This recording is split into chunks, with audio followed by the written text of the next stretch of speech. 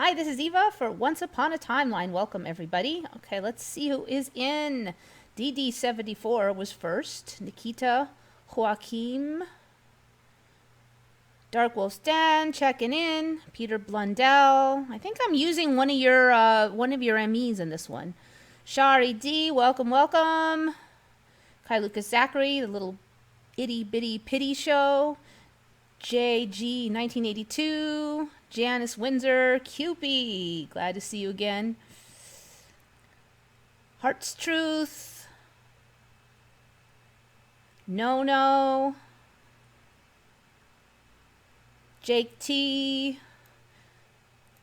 You know, I can already tell I'm a little spacey today. I can kind of tell when I start reading these off. My brain is going a little slow, and I have a ton of MEs. I've got a lot of the C stuff to cover. Well, not a lot. I have a lot of Mandelas to cover, so I'm going to try to cruise along a little bit. Okay.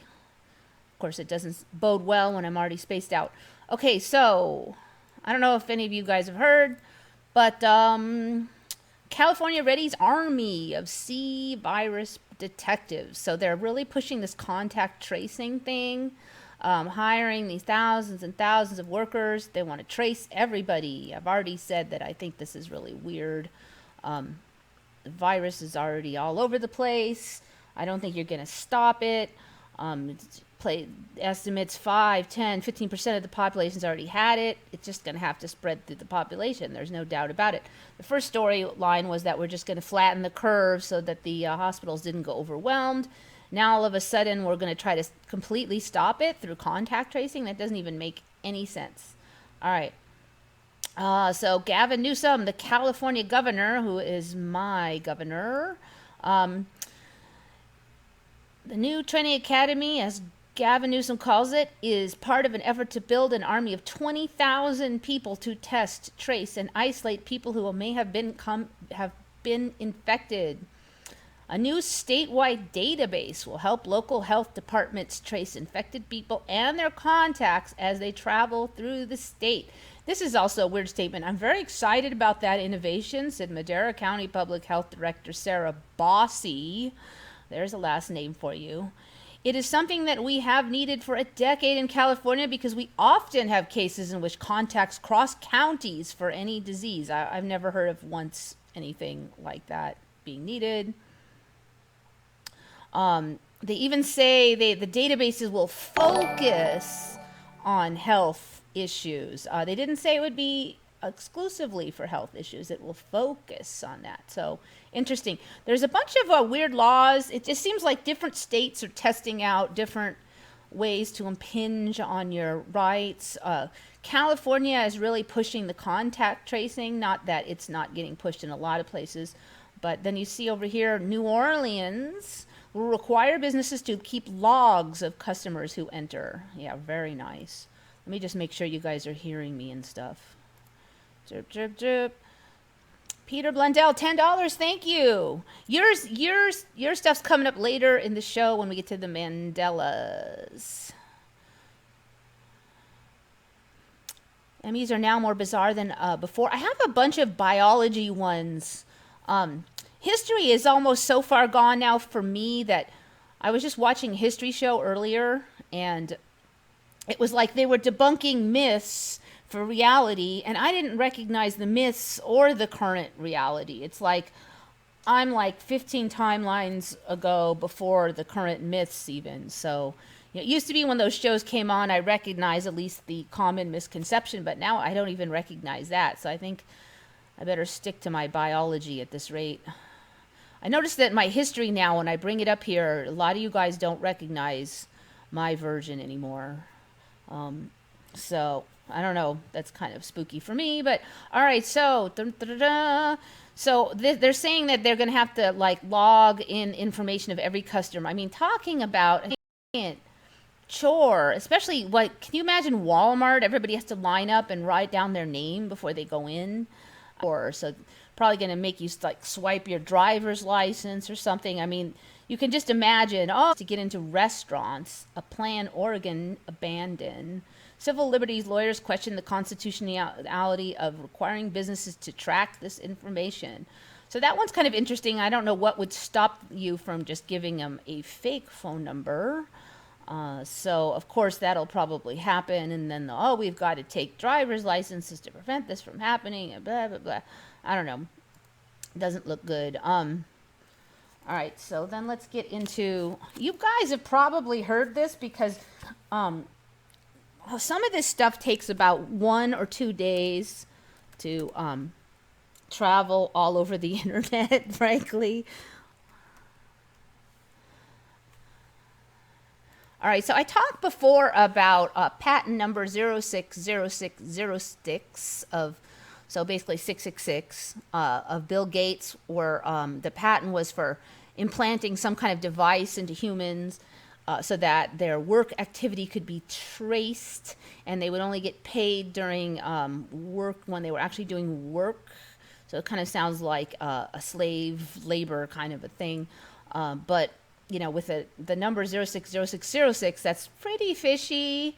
You could argue, well, you can't really choose your patent number, but now, if that wasn't bad enough, now we have House Bill HR 6666. Really? I mean, the timeline is really trying to get people's attention with this. I told a coworker about this, and she's just like, I don't want to talk about it. I could tell she's spooked. It's getting just too weird for a lot of people. Okay, so basically it's more contact tracing stuff. It's authorizing Secretary of Health and Human Services to award grants to conduct diagnostic testing for COVID-19 and related activities such as contact tracing. Related activities such as contact tracing. So basically, if they can somehow relate the activity to the C, then that it pays for it. Related. It's a very vague term.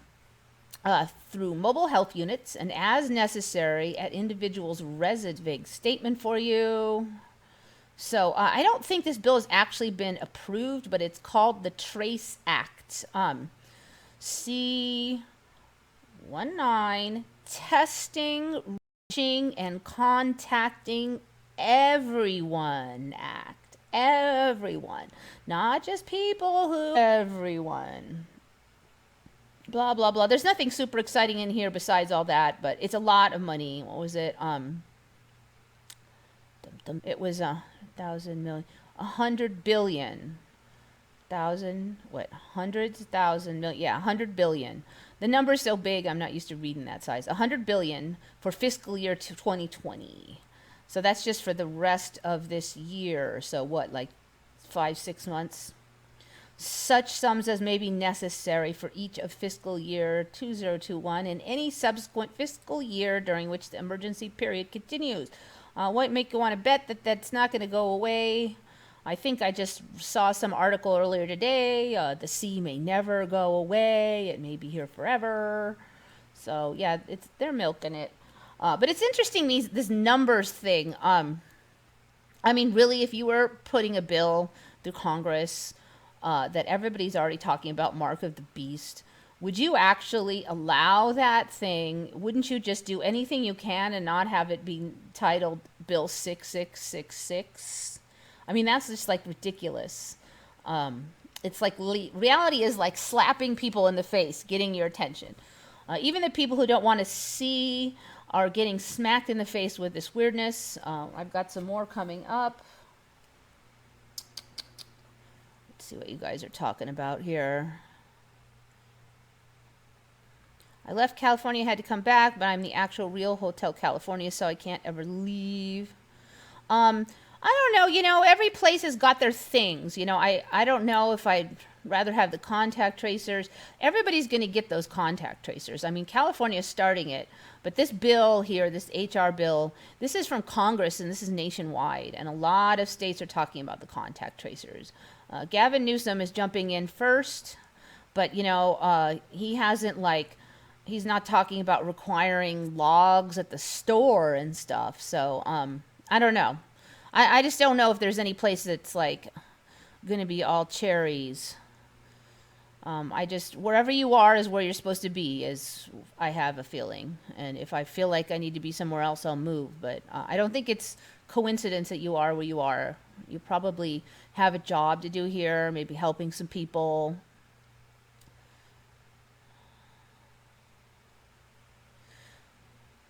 H1N1, that strain alone killed 400,000 in 6 months worldwide. Not in my timeline, it didn't. But yeah, supposedly it did here. And look, we didn't do much about it, did we? Even in this timeline.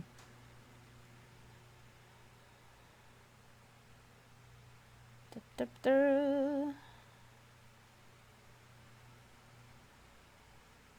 My sister-in-law was really sick in November 2019. Yeah, I've heard a lot of people say it. I was really sick late last year. I just don't know if there's really this C thing, or it's just, shifts really hard, some really hard shifts. I was saying before, a lot of people were dying the end of last year, and not from flu or any flu-like illness. It was just every day somebody, there was an accident, or they had some kind of congenital illness that wasn't the C, or some kind of freak thing, or there were some suicides, but not as many as you would have thought. It was just weird. That was on TV, and then locally, there was a couple accidents. Some people got old. One person had like a stroke. There's just all these people dying, and weirdly not from flu. I mean, I actually can't think of one that was from flu-like illnesses. I felt like some shift was happening, and I just thought, oh, well, these people are leaving the timeline. I didn't really think that maybe they just weren't ready to go through all this, but I do think that there's a lot of shifting going on, and I think a lot of people left the time because they weren't going to go either way with it. Contact tracing with HIV-1 made sense. Yeah, but I mean, they didn't hire armies. They just asked you, who you had contact with. See, another thing they're talking about with these stores is like, if you have to wear masks to go into these stores, and the stores have to do all this stuff, then so what if I pass within the store at the same time as somebody has the C? Is it like everybody who was ever in the store for like half the day gonna have to then quarantine? I mean, if they're gonna do like that, I'm gonna be scared to go to the store. Not because I'm afraid of the sea, but because I'm afraid of some stupid quarantine. Because, who the heck wants to come within 20 feet of somebody and you're all wearing masks and you have to go everybody has to go into quarantine for 2 months, and you've got contractors, contact tracers chasing your butt. I mean, nobody's going to go in the store. Nobody's going to want to go in there. So, that's just going to kill businesses. But, I'd be even more scared to go to a big business. At least I want to go to some small podunk business that doesn't have a lot of people in it.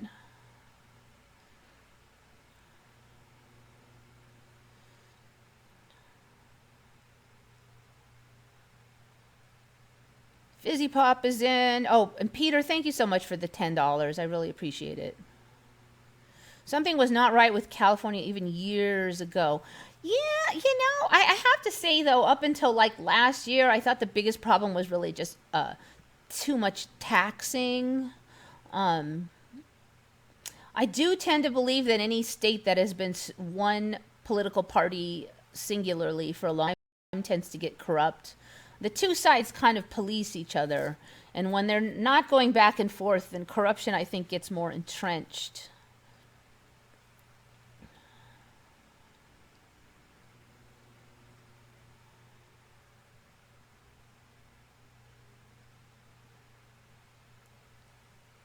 All right, you guys are talking about something about veterans prioritized, but I missed the rest of the subject. Born in LA, left Los Angeles 15 years ago. Couldn't be any happier. I have to say, when I moved to San Diego, I liked it a lot better than Los Angeles. People are really kind of just unfriendly in LA. Unfortunately, San Diego is starting to get more like that, but it is not as bad as LA.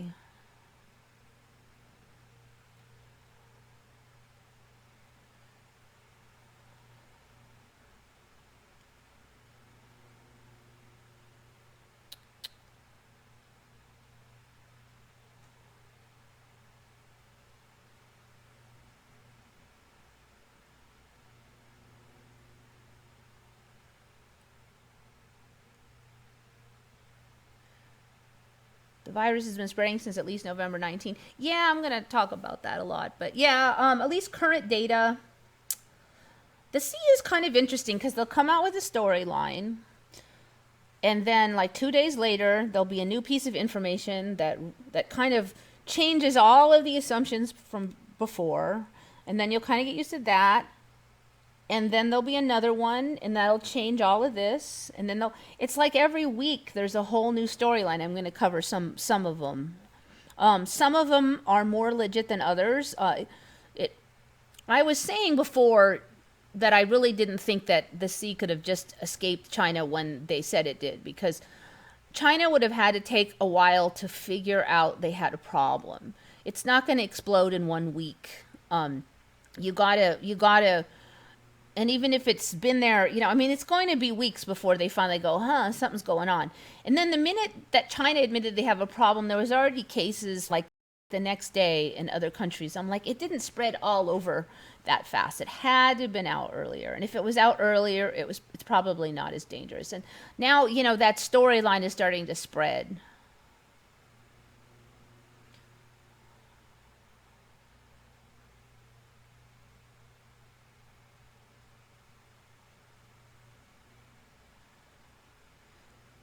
Necessary tyranny. It's no says it's not tyranny. I think it's working its way up to tyranny. It's tyranny precursor, possibly. I do think that there's multiple routes this can go. I do think it's going to ramp up. I think people are going to have to choose sides. And when I mean choose sides, it's not Republican versus Democrat. It's not going to be the sea believers versus the sea non-believers. I don't think those are the sides that really matter. I think the sides that really matter are going to be the people who still care about other people and the rights and well-being of other people besides themselves, versus the people who say, screw you, I'm just going to go after what's good for me, whether that be taking away people's rights so that, like, say I'm one of those screw you people. So I think that I don't care about that guy not wearing a mask. Let the police shoot him. He's risking my life, Or maybe I'd say, I don't care about those people who are scared and locked in their house. Screw them. They're stupid. Or it could be me saying, I don't care about the Democrats. They're a bunch of fascist, socialists. Yeah, I know that's conflicting. Money grabbing, whatever's, let them all die. Any of those things I think are the bad side. I think that's basically saying, I don't care about millions and millions of people and what happens to them, and let them all rot and die because they're inconvenient to me. And enjoying that hatred, I think, is one timeline. So I would suggest that no matter what you believe about the sea, about people who don't see the sea, about what political spectrum you may be on, I would strongly suggest to be on the good side of this situation, that you not give up your humanity and your sympathy and your concern for other humans. That, I think, is the real split. There's a whole bunch of divisions we're seeing. Divisions create animosity, political divisions, divisions between the boomers and the millennials, divisions between the C media believers and the pandemic believers. All these divisions, fighting, hatred, blah, blah, blah. Really watch that, because you might think that you are not on one of those sides spreading the hate. Just make sure you're not, is all I'm saying. Just remember, those are people too. I mean, I have my beliefs, but agree, the Democrats. The Republicans are just as bad. If you really think that one side is like the saviors, Trump has bragged about his personal leadership for Operation, what was that called? Operation Warp Speed, which is the vaccine program. He's pushing it. He's behind it. Even the Republicans are complaining about the lockdown, but right at the tail end, they're pushing the vaccine. And, they're both pushing it. You can't trust either side. I think people are delusional when they really think that one side or the other are trustworthy. They're both playing different ends of this game. It's good cop, bad cop. When you're sitting in the interrogation room against good cop, bad cop, neither one of those cops are your friend, and neither one of those cops are out for your benefit. They're out for their benefit. You think one of them's your friend, and then you give your trust to that person. There's your mistake right there. Anyway, you'll never see me say anything super good about either political party. I mean, each side has their points, but anymore, that's just one of the divisions. People are sitting there hating the Dems. Dems are sitting there hating the Republicans. That's just one of the ways they push the fight. Just watch it when they agree on something, because that, especially in this timeline, when they agree on something, sharply look at that, because what they're agreeing on right now is contact tracing and the vaccine. So be very, very careful there.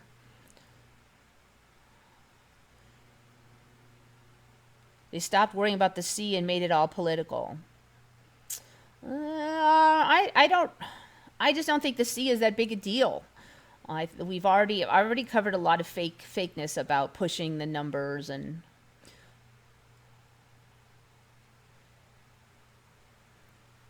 it's definitely privileged to stay at home and still have an income job. I have worked the entire time. So have I, but not everybody that's staying at home is getting much money. I mean, they put out what, $1,200.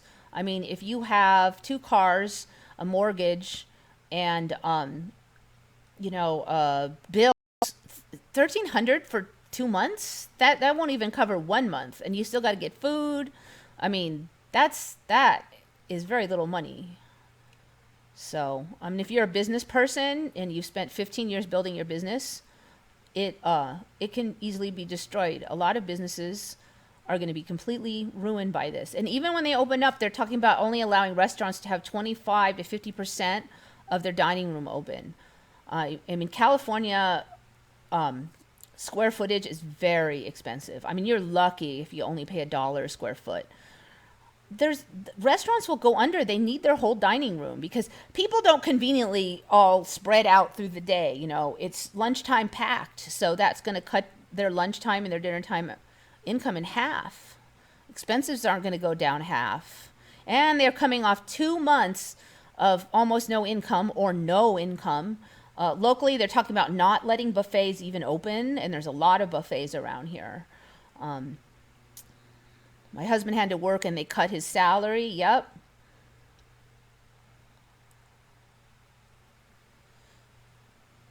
Okay, so blah, blah, blah.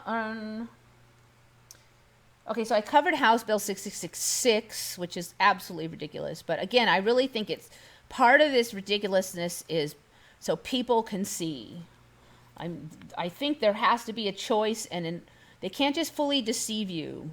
Like the open mic thing, an accident? I don't think so. I think that was to alert people to a study that showed that death rate was low.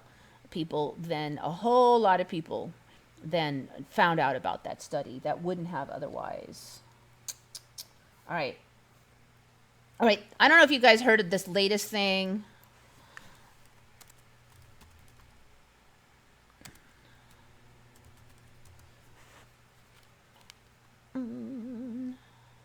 All right, new survey suggests 66% of all New York hospitalizations were those sheltered at home. So now they're like flipping out. Oh my God, 66% of all the new C cases were people at home. Now I find the timing of this very suspicious. This just when we're ending the lockdown and people are starting to leave anyways. So this didn't happen when they're trying to get you into the home. When they're trying to get you into the home, they're all talking about how safe you'll be in there. Stay home. And you're helping everybody else. Now that we're all finally starting to get where we can leave the home, they're saying, oh no, complete opposite. Turns out that 66% of cases came from staying in the home. And now, all of a sudden, the last week, we're hearing all this evidence circulating internet, none of which I've ever heard before, saying, oh no, if you all concentrate in one spot and one person catches it, then they're going to intensify the spread in the house because you have intense contact with that person, and that's like the worst thing you could do. Okay. I've never heard of any of that until just this week, just when we're starting to end the lockdowns or like dial them back. So I find the timing really suspicious, because what does this do? It scares you more. Like all this time we were trying to make things better, but we made it worse. And there's no place safe, because if you go out, you're in danger. But if you stay home, you're in danger. There's no place safe. So the fear porn gets ramped up. I'm going to talk a little bit about why this survey thing, it means almost nothing with the lack of information that we have. Okay, so they're saying 66% of new cases were people who stayed locked down. Okay, first of all, having the science background that I do, it's pretty well known that people are big fat liars. I mean, not every last one of them, but it is very common that if people did something that is perceived to be good, they will say yes, even if it's not always all that true. And asked if they did something that would be considered bad, they will often say that they did not, even though in fact they did. I mean, doctors are pretty familiar with this. Oh, doctor, I eat healthy every day, and they've got terrible blood pressure and all this stuff, and they have candy wrappers falling out of their car and all this stuff. I mean, this is kind of a problem. So if they did a survey, I don't think you could really trust that all of those people who said they stayed home really stayed home.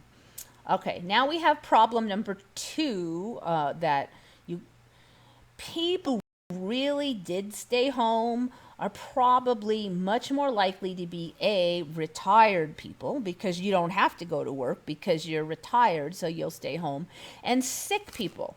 Retired sick people, retired vulnerable people, they have way more ability to stay home and way more motivation to stay home. So you're going to have an extra population of vulnerable people staying home. Okay, so now who gets tested? It's only really sick people. So if you're looking at a population that has more percent of sick, old, ill, vulnerable people, you are naturally going to find out that more of them get really sick with the and more of them are likely to get tested. You could easily have way more percentage of people walking around outside, but they're young and they didn't really get sick and they weren't able to get tested. So that's going to skew the results. It's going to skew the results into a high percentage of lock, as we don't know how many people stayed locked down. How many people stayed home? What percentage of the population stayed home? So if you broke it right down the middle and said 6% of the population of New York stayed home, and 66% of the new C cases were from stay-at-homers, then if that was the case, then it would be like even Steven, like there was an even representation of stay-at-homers per capita, like per person, per 100 people who did it, it would be evens. But say like 80% of New York stayed home, okay? But only 66% of C victims were from stay-at-homers. In that case, the stay-at-homers actually still were doing better per capita, per person. So we really can't interpret this number without knowing what percentage of the population stayed home. And I have looked for this, and I could not find anything that really nailed it down, because I would kind of guess it's somewhere around that percentage. I was looking for like percentage of population that's considered essential business, percentage, anything that would give me kind of an indicator, and I just couldn't find it. So this number means like nothing, but they're acting like it means something. And that's what's really got me confused, because I took like one statistic class in college, and granted it was a high-end college and a really hard class, and we used that information in a lot of other classes. But I mean, this is not rocket science for any mathematician or statistician or researcher should immediately be going, this number means nothing. Yet they're touting it as if it means something. It doesn't mean anything. We don't know crap about we know very little about the real relationship between how much staying home yields on this or not. We just don't know. But yet they're trying to scare the heck out of people. This is an interesting one too, because it first you've got the CDC saying don't wear a mask for 30 days or so. Then they do a complete 180. Oh, it's mandatory to wear a mask. Then they say you got to stay home because that's how you're not going to get sick. And now all of a sudden, the CDC isn't saying it, but the media is saying if you do stay home, you'll get sick. So people are getting, again, smacked upside the head with obviously 180-degree reversal conflicting facts. I mean, how many of these reversals can people choke down and still accept that they should trust the news? I'm very curious to see. Let's see what you guys are up to. YouTube is not receiving enough video. It never does. Cost of inflation is overinflated, and inflation will have to be added to inflate that. I don't think we have any idea what reality will barf up. I think people are assuming that there's that they could guess according to what the Matrix has taught you about the economy. But I think the Matrix can come up with a story to explain anything. I mean, all these Mandelas, there's always some ridiculous, sometimes not ridiculous, sometimes very plausible, and sometimes utterly ridiculous explanation for why a whole bunch of people remember something doesn't exist, why something's a common misconception. Reality's got some kind of baloney storyline. So whatever happens to the economy, there'll be some baloney storyline to explain it. Only people older than 12 and younger than 60 can go to the mall. These ridiculous things everywhere. Jeez. I mean, it's just so, it almost just seems so arbitrary, like which rule is stupider. I'm going to move over. I mean, so people from your area are going to go over the border and then like try to shop at the other places, and then they did create a pocket of unexposed people with the lockdown. I don't know what the story is going to be. It's just so stupidly changing every couple weeks or every 5 days.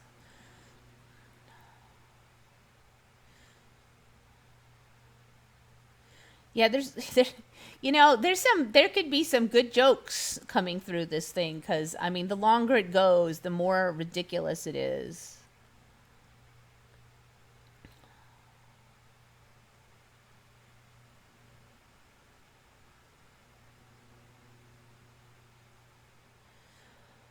I am telling this about masks for 2 months now. Still people around me don't understand why masks are useless.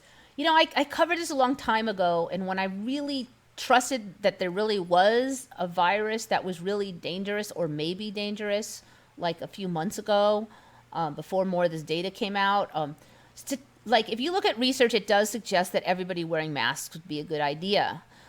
The data for the rest of this stuff, like the lockdown and all, is pretty much non-existent. But the one thing that would have been really logical to do from the start was require everybody to wear masks. There is good data for it. The rest of this baloney, curfews and all this other baloney, there really isn't hardly any data, and in some cases it's just counterintuitive. I'm banning people from the beaches, don't sit on a bench. It's just ridiculous. You can go into Walmart, but you can't sit on a bench in the park. I mean, come on.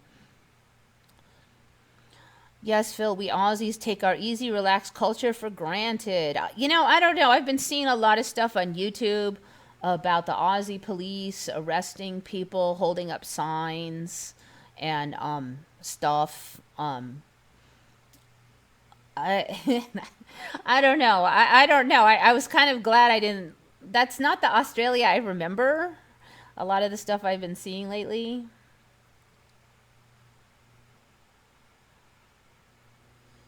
Okay, so blah, blah, blah, that was another thing I was kind of thinking about, considering how weird this reality is. Um,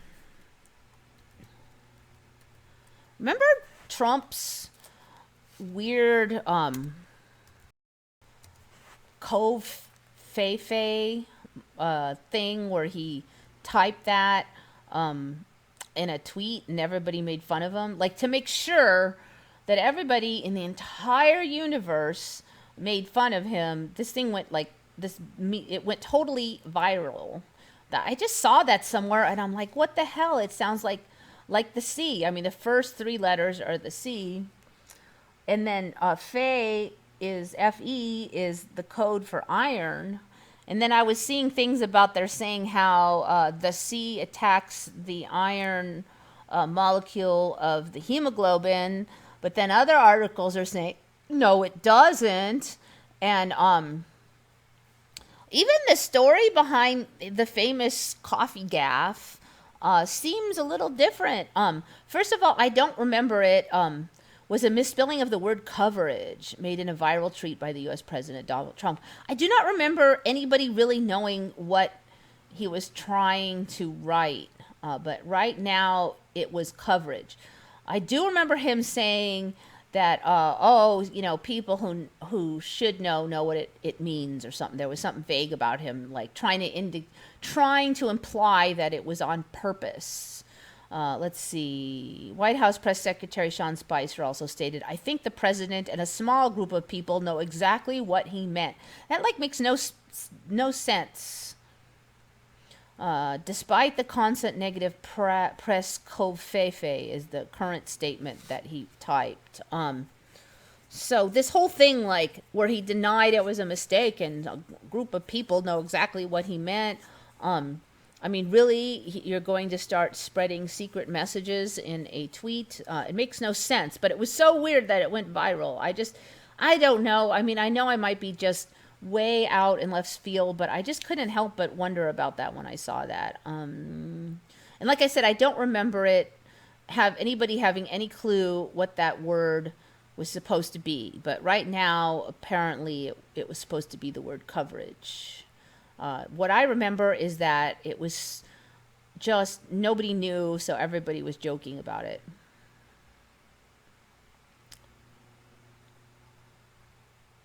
Trump did not acknowledge that the tweet contained a mistyping. Instead, after deleting the original tweet, Trump tweeted again at 6:09, "Who can figure out the true meaning of Cove Feifei? Enjoy the true meaning." I think, see, the whole thing, I don't know. All right, anyways, enough of that. The Q people went nuts for that. I also I'm just not sure, but I thought it was different series of letters, slightly different than Cove Feifei. But I'm just not sure. This is another one where I'm not. I remember thinking it was like Cove Fef or something. I don't remember it being exactly Feifei. So I'm wondering if that's an ME, but I'm just not sure. Oh, somebody gave me $250 of some kind of money. So thank you. I'm sorry. I'm an American and we don't know any global information. So I do not know what kind of monies those are. But I'm sure it's not dollars, but it's...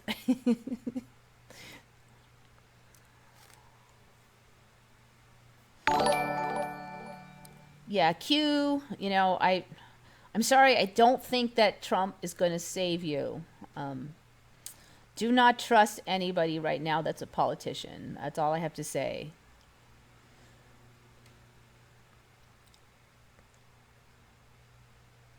I wear a mask. I've never been so sick in my life this year. Yeah, the studies have shown that masks help protect against viral transmission of flu viruses. But there's also quite a bit of research that shows that it rebreathing your own carbon dioxide lessens your, or can lessen your oxygen saturation in your blood, because you're basically breathing air with less oxygen in it. And like for me in California, in San Diego, it's required to wear a mask to go into stores. But I just wear it only then. I put it on right before I enter the store. I get my shopping done in a timely fashion. I go when it's not really busy, so I don't have to stay in there for a really long time. And then I get out of the store and I take off my mask. I'm not wearing it all day. And thankfully, since I don't work with the public, I'm not required by law to do that. But if you're wearing it all day, I could definitely see there's research that suggests you could feel ill. Your oxygen level, at least for some people, especially people who already have a weak respiratory system like asthma, COPD, anything like that, I would not recommend you wear that mask longer than necessary. I see people at like 8 p.m. walking all by themselves, and there's nobody within 3 blocks outside, and they're wearing a mask. And I'm like, why? Why are you doing that? I don't get it. I certainly wouldn't. When I'm exercising, the last thing I want to do is be sucking in more carbon dioxide. So, anyways, there you go. What I meant was that I've been so sick this year that the mask stopped me from getting sick. I'm not sick this year, but that started way before any masks. I don't know. I'm so glad, because I've been sick for like a couple of years. I kept getting sick, but I think it's kind of figured out some things I have to do for myself. Yeah, I wear my mask in the store, then take it down because I have to. And I started wearing the mask the day it became law, and not before. I would have been way more into the mask thing if I had $35, really? 250 of those whatevers was $35. That's a lot of money. I had no idea. Wow, thank you. Because I know some countries' money, like 10,000 of them can just be like $5. So that is a lot of money, and I thank you for that. Okay. Got that one, got that one, got that one. All right, this one, let me see if I can find. This one's a really interesting one, and this is another example why I do not really trust the media coverage of the sea.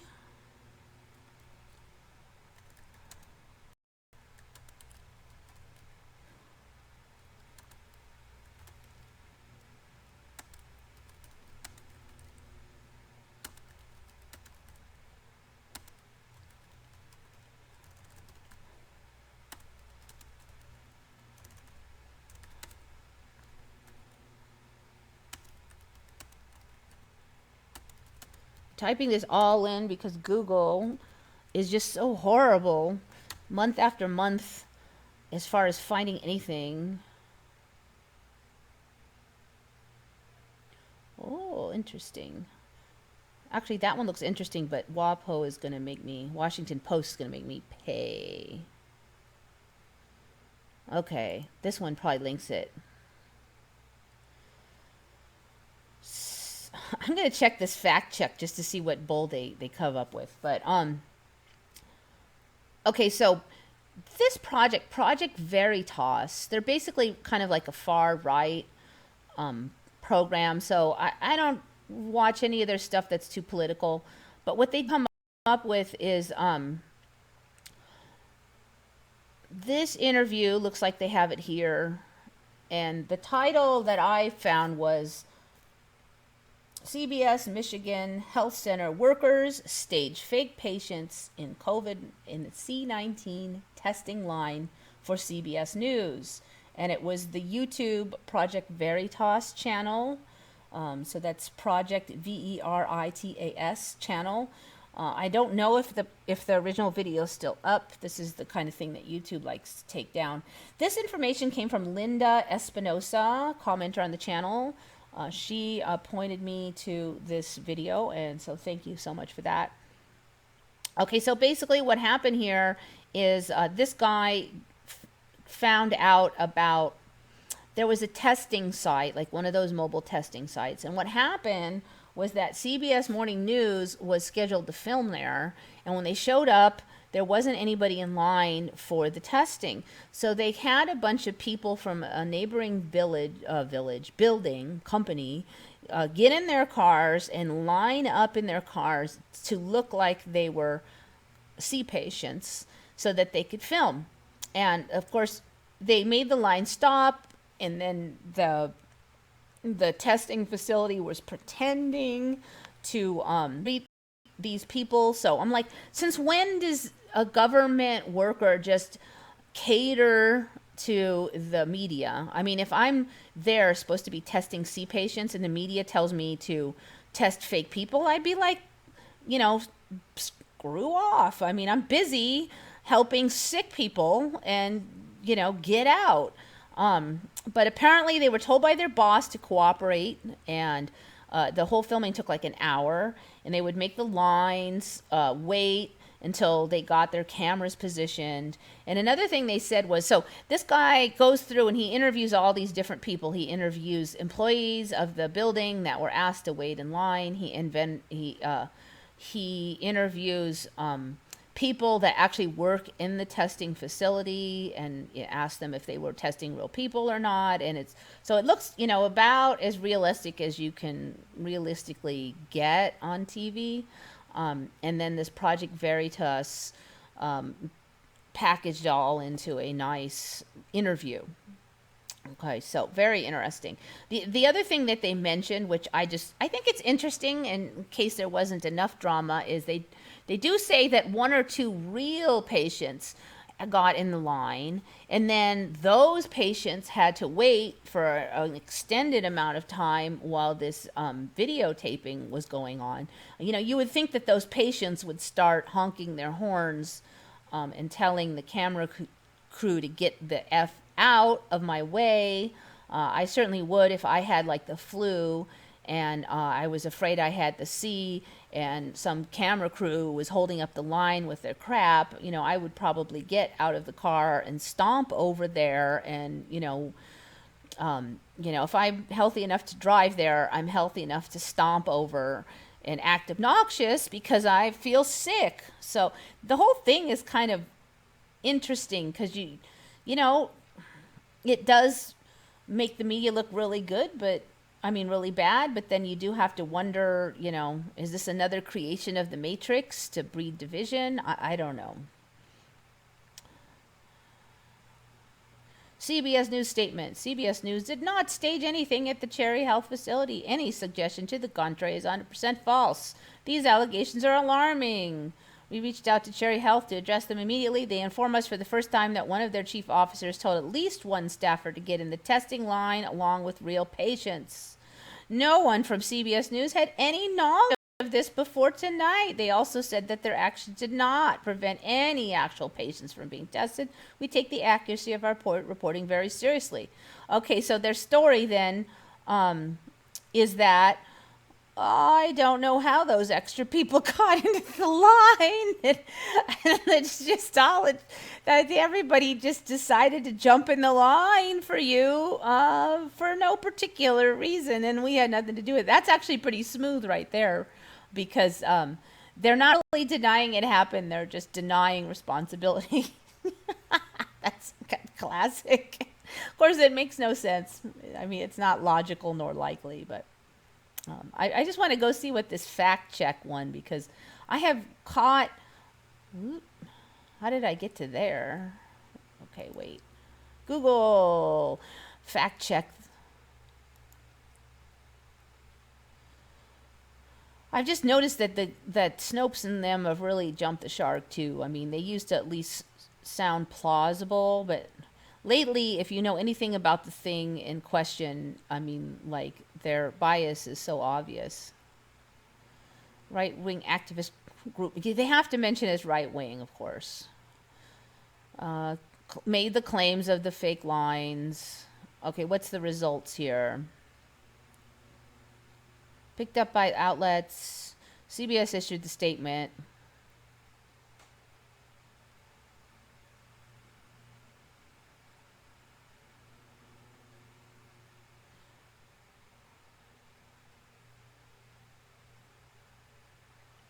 It seems some staging took place at Cherry Health during filming for the CBS News segment, but given the statements by the parties involved and O'Keefe's history of misleadingly editing videos, Project Veritas presentation events deserves a healthy dose of skepticism. Okay, so definitely has a biased angle, but basically, I don't know. I looked at a couple of the videos and it didn't seem like they were misleadingly edited. But you know what? It may well be that everything in the entire universe is misleadingly edited. So I think it's interesting that they said that Project Veritas misleadingly edits their videos. But like, of course, CBS never does that, or any other media outlet. I mean, if you're going to hold them to that requirement, then you better hold everything that requirement, but obviously they're not. And you know, it's ironic because this whole story is about misleading editing and that CBS did it, and then here we have this fact check and they go, oh well, Project Veritas misleadingly edits. You know, I mean, like, I don't know. And if you actually watch the show, I mean, the statements are pretty straightforward. There's long segments of talking. So it's not like they're editing little, like, one sentence here, and I don't know. How cheeky is that, though? CBS News is caught misleadingly editing and staging, and then the immediate accusation is that the people who caught them misleadingly edit videos. Okay, so that's what we got these days.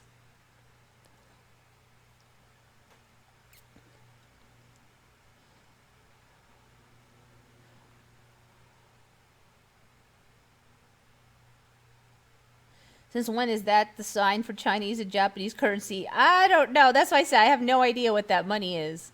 I've seen that before. It kind of looked like it might be a Chinese character, but I'm really not sure. I'm just figuring out pounds, okay? Don't make it too hard on me.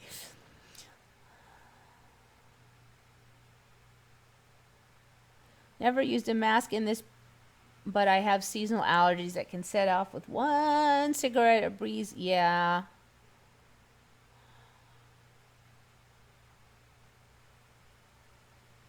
I have asthma still and have to wear a respirator mask for work. You get tired of eating asbestos. And, well, yeah, I mean, if it's better to have the CO2 in your lungs than the asbestos and silicon crystalline. At least when you get home, you can get the oxygen back into your blood. And again, it really depends. I mean, the research I saw, it seemed to indicate that it kind of, like, some people were able to adapt, and their oxygenation would not drop, but they would breathe faster.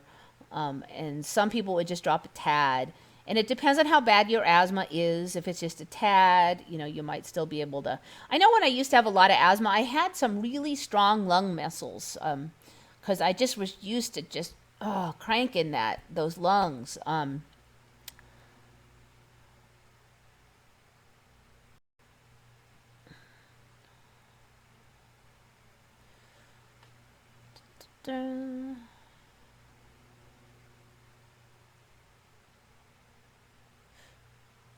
Negative, it's $2.34. That's more like what I suspected. China, it's yen. Okay, yeah, I thought it might have been Chinese. I still appreciate it, I really do, but I had thought that it was going to be $3 from Peter. Thank you again. I mean, I really do appreciate everything. It's just I was surprised because usually other countries, their money is not that strong compared to American money either. So you usually don't get a lot. You need your money for anything, you keep it. If you have extra money that you don't really need, $5 or $10, fine, send it. But if you need it, do not send it to me because I'm not starving and I'm still working. Both Chinese and Japanese use the same symbol for their currencies. Also, while the original Chinese character, meaning circle and later round coin, is the same in both languages. Oh, well, that makes it nice and confusing, doesn't it? Mandela Effects. Snakes eating alligators. You know, I've seen those videos and images around for a while. I mean, if the snake is big and the gator is a little tiny thing, it's not that weird. And then they were saying that some of them were photoshopped, like the really big alligators where the snake exploded. So I'm not sure on that one. I guess you just have to look at the state of it. All right, House Bill 666. Okay, so that's, I think, all the C stuff. Woohoo! So anyway, like, again, just try to be patient with people, even if they don't see the baloney. I really think the people who see the baloney in the sea and the people who blindly follow the media, it can easily be another split, another excuse for hating. They're going to be scared, and us, we're going to be disgusted and angry at them. Try not to fall into that trap. Try to help them out. The media is getting stupider every second, and obviously so. So people are getting more learning to process. And because they've resisted it all this time, now they're basically getting it stuffed down their throat with a giant freaking plunger in the course of just a few months. It's going to be hard on them. So, try to help as many people as you can. Try to be patient. Years ago, after a snake plane went down in Florida, I don't know what a snake plane is. It's about the time I started seeing those pythons eating gators. Yeah, that was about the time when they started saying all these pet pythons escaped into Florida and were ruining the environment and all that. I think, give it 5 years and they'll find out that Florida has native pythons, once you get all used to it. Leopard Appaloosa. Well, it's going to be a very neat looking horse. Check it out. Leopard Appaloosa. We'll just type it in like that. Not making very good progress here. There we go. Excuse me. Whoa, look at that one. Is that real? Some of these. I saw these flecked ones like last year. I think I covered it. But they didn't have like their own name. They just were a couple of unusual flecked pattern horses. I'm not really surprised that they have their own designation now. This is running really slow. Look at that one.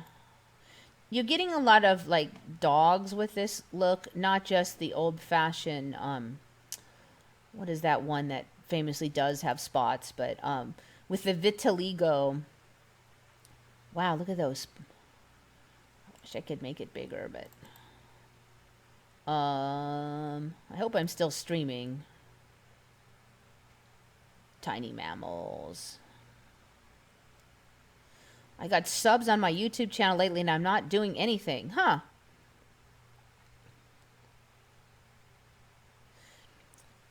I never knew they were both the same symbol. Yeah, as far as the money symbols, other than the dollar symbol with missing the 2 slash marks, that is one symbol that I knew quite well. I have to claim ignorance on the rest of it. That's not one I could comment on. All right. It's all tiny. Why is it the new creepier ones are so tiny? Look, it's only 236 by 176. So that means I can't blow that up with a darn. Let's try this one. 6,000 by 4,000. That one will blow up. Let me see if YouTube will allow it. Of course not. Too big to blow up, too small to blow up.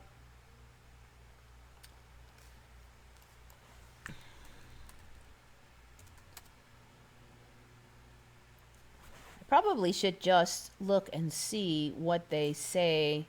Is that a natural coloration? Famous for the distinctive pattern coat, even not all registered Appaloosas look alike. The Appaloosa's fascinating spotting patterns are collectively known as the leopard complex. Yeah, I don't think that was in there before. When did I first see those? It was about a year or 2 ago I started seeing those crazy flecked horses. I covered this one last time. This clown dog. So supposedly vitiligo made this dog have this clown face. This is like one of the first ones I saw here, this Rottweiler. That was one of the first vitiligo ones I saw, maybe 2-3 years ago. So you're seeing more and more of these now. Weird color patterns. Look at that one. It's just the head's a different color. I probably should have done this search a while ago. There's some neat stuff. Here's something I've noticed a ton of. I never saw this in my old timeline like 10 years ago. The noses with all these different colors. They used to either you had a pink nose or a black nose. Maybe you'd have a brown nose. That was it. I'm just seeing this all the time now with any dog with any color variation. The nose will have this now. It's just really common now, and it was like never before. I mean, I see stuff like that regularly. I'm a big pet person, so any dog that's not going to bite and the owner doesn't mind, I'm pretty much petting that dog. Interesting. And that's one thing I've really noticed on the ground is just the that color thing. Like, so like a lot of huskies have it now, a lot, and it never was like that before. It was either a pink nose or a black nose. That's it. Look at all these huskies that have it now. We have a lot of huskies in my area, so I'm, that was one of the first dogs I saw it on, was a husky. This is more like how they used to be. They just have, the plain old black nose. In fact, I don't think I ever seeing a husky with a pink nose until recently, even part pink. Okay, so look at that. Now that part there, I think is a harness, but crazy. Like dogs, this one takes the cake. This is a new one here, though. All right, so what is that thing on the thumbnail?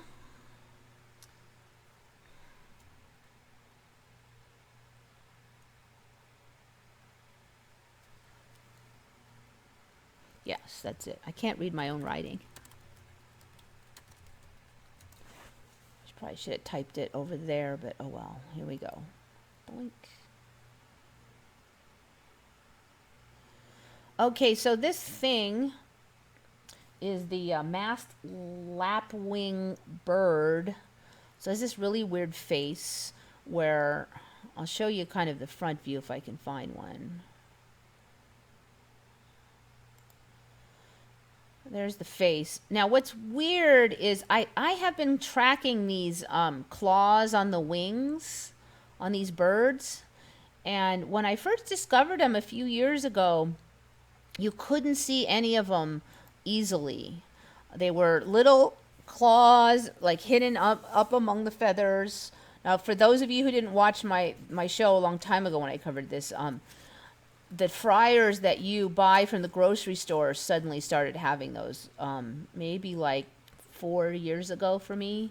I do remember when I first saw that the end of the wing was weird, and so it has a little claw on it now, that regular grocery store chickens that you buy to eat. So I was looking into it back then, and none of them had visible spurs. They're called, I guess, wing spurs. They're still calling them spurs. When you think of spurs, you think of the ones on the feet, like a rooster has. But so now we've got this one that has like this bright yellow ones that are not only visible outside the feathers, but are colored brightly, a different color than the feathers, in yellow. So this is, a new, like a new increase of those wing spur things. It's funny because they call them vestigial, but I'm like, they're like new for me. They're not. They're growing. Vestigial kind of makes it assume like they're shrinking away, but it seems like it's the opposite. These are a weird looking bird anyway, with their goofy face. They've got this flaps hanging down. Bird spur. Last time I did this search, there was a really interesting front view of these things. So you could really see how ridiculous looking they did. They they look like they have a mask on, and maybe that's not um maybe that's not a coincidence, you know, with the sea thing. Well, it's not really over their mouth totally, but it kind of is. I mean, when their mouth is shut, it does cover over a lot of it. Okay, here, maybe this one will get big. Okay, so I mean, it's pretty strange looking. It looks like they have kind of a split bag over their forehead, and then their eyes are out the side. There's another one. There's a front view. Okay, so these are really weird. This one was okay. A very similar one was found by a user on Retcon with the username Azraelus, Azraelus. So good find. And what they found was the spur-winged goose. And they found a really good image of it, which I wasn't able to easily find. But then I found this creature, so I just decided to go with this one. So there's more than one that have these visible spurs on the wings now. Ooh, look, it's not even running. It's running really slow. So these guys also have it. And that person found a really nice image where you could really see them. So I could either just pilfer that one right off of Retcon and give them credit, of course. But then I found that other one with the bright yellow one. So these guys actually have a very prominent spur as well.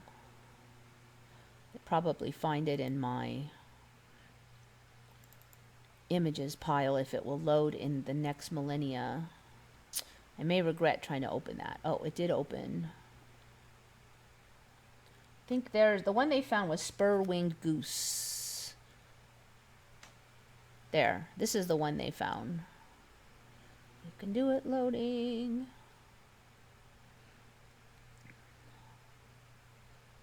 You can do it, computer.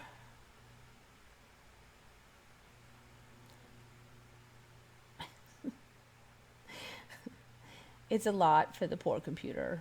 Try to be sympathetic to it. I'm going to see what you guys are up. Well, it thinks about.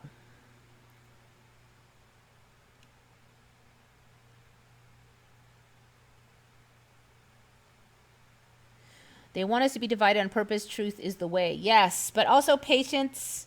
Try not to hate. There's division is the name of the game. Division breeds depersonalization of the other side, anger, hatred, lack of empathy, lack of concern. They deserved it, whatever happens to them, that kind of thing. Don't fall into that trap. Avoid the trap. I think that's one of the big traps of this timeline. I'm not even sure if it matters if you really believe the sea is real or not, as long as you still care about your fellow humans, as long as you respect that there has to be a balance between your rights and their rights. That just because you're scared doesn't mean you get to not care about everybody else. I think as long as people can respect that, I think they can go to the good side. But I also think there's getting more and more evidence to help them see, too. It's not, I don't think it's about not being scared. Everybody's scared sometimes. It's about, even more important is how you respond to that fear. What choices do you make? How do you just choose to think about that fear? Do you choose to put yourself above everybody else or not? You know, we've got the fear porn of the sea. On the other side, we have the fear porn of global domination, whatever else. I've seen so many.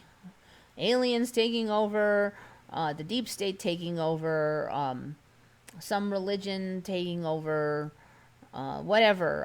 You know, I think this is a big reality split, and you have to decide whether you still care about other people or not. And not just people who agree with you, but everybody. This is the real Kermit T. Frog. I think we covered that one, the real one. There's a frog that looks like Kermit T. Frog. That one has been on. Birds hushed at night for fear of predators. No more fear of predators, maybe. Oh, why all those birds are making all that racket at night? You know, that was happening before 5G. We talked about that at least a year ago. One popular theory is the sky is lighter at night, and they got confused. Now, in my old timeline, birds would sleep at night. So it wasn't about predators. They were snoozing.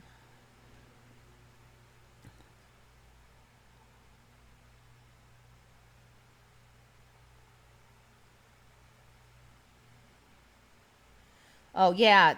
I noticed that about like a week ago. There's this really loud, sometimes I work really late at my work, and then I come home, and there was this bird making a heck of a racket at like 11 p.m. at night at work. I'm there all by myself, and this bird. So I drive home, and it was like the same bird followed me. I don't know if it's another one of its species, but that one was making a big racket. I'm like, and it's one that kind of sounds like other birds, like it changes its call. So, but I've never had that around here before, that kind of bird.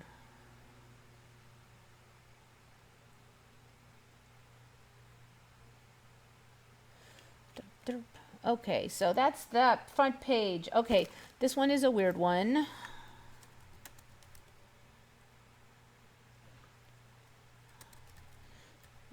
I'm sure you've all heard, anybody who's into weather, that hot air rises.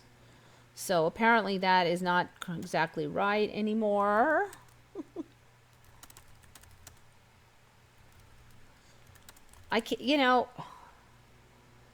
This one was found by user on Redcon known as Throwaway9981. I have noticed that this person does find, or somehow probably finds him or herself, because they're ones I haven't heard of anywhere else. It doesn't seem like this person is copying them from YouTube. Because, something goes viral on YouTube, then it gets onto Redcon. But it's a different kind of stuff. This is kind of more like the stuff I tend to notice. Weird science-y stuff. So cold air rises now in certain situations. They're making it out like they just figured it out or something. Conventional knowledge has it that warm air rises while cold air sinks, but a study from the UC Davis found that in the tropical atmosphere, cold air rises due to an overlooked effect, the lightness of water vapor. So I really have a hard time believing that all of these decades, nobody noticed that cold air rises in the tropics. I mean, the tropics is a big place. It's fairly well studied. Did they overlook the lightness of water vapor? If so, then all our climate scientists are a bunch of morons. This effect helps stabilize tropical climates and buffer some of the impacts of a warming climate. I don't know. This all just sounds like a Mandela. They're trying to say they just figured it out. I mean, this is like all those organs they just discovered the last few years. New tendons, new this and that. Like, really, hundreds of years of autopsies, and nobody once noticed there was a tendon right there or a ligament right there. I mean, water vapor has a buoyancy effect, which helps release the heat of the atmosphere to space and reduce the degree of warming. Without this lightness of water vapor, the climate warming would be even worse. So is this going to be the new solution to global warming? Is cold air rising, I guess. I don't know. Anyway, complete opposite of everything we've ever learned. Can't possibly imagine how they wouldn't have noticed this earlier. Smells like Mandela to me. And wait a couple years and look back, and they'll have known this since 1967 or something. But right now, they just found out in May 6, 2020. Okay. Now I'm going to cover some of the extra weird ones. I'm glad I'm not even trying to get monetized for my show anymore, because this one would surely kill my monetization.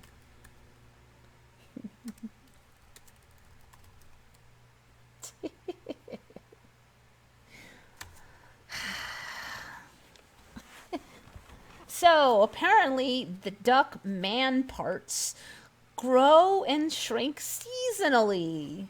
Now, I've covered before in that weird village where, like, the boys, some of them didn't grow their man parts until, like, they hit puberty, which I've never heard of anything ridiculous like that. Like, if you're not, used to be if you weren't born with one, you weren't going to suddenly get one later. No matter what your hormones did, you were not going to grow one.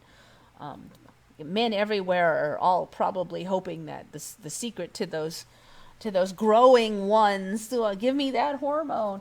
But yeah.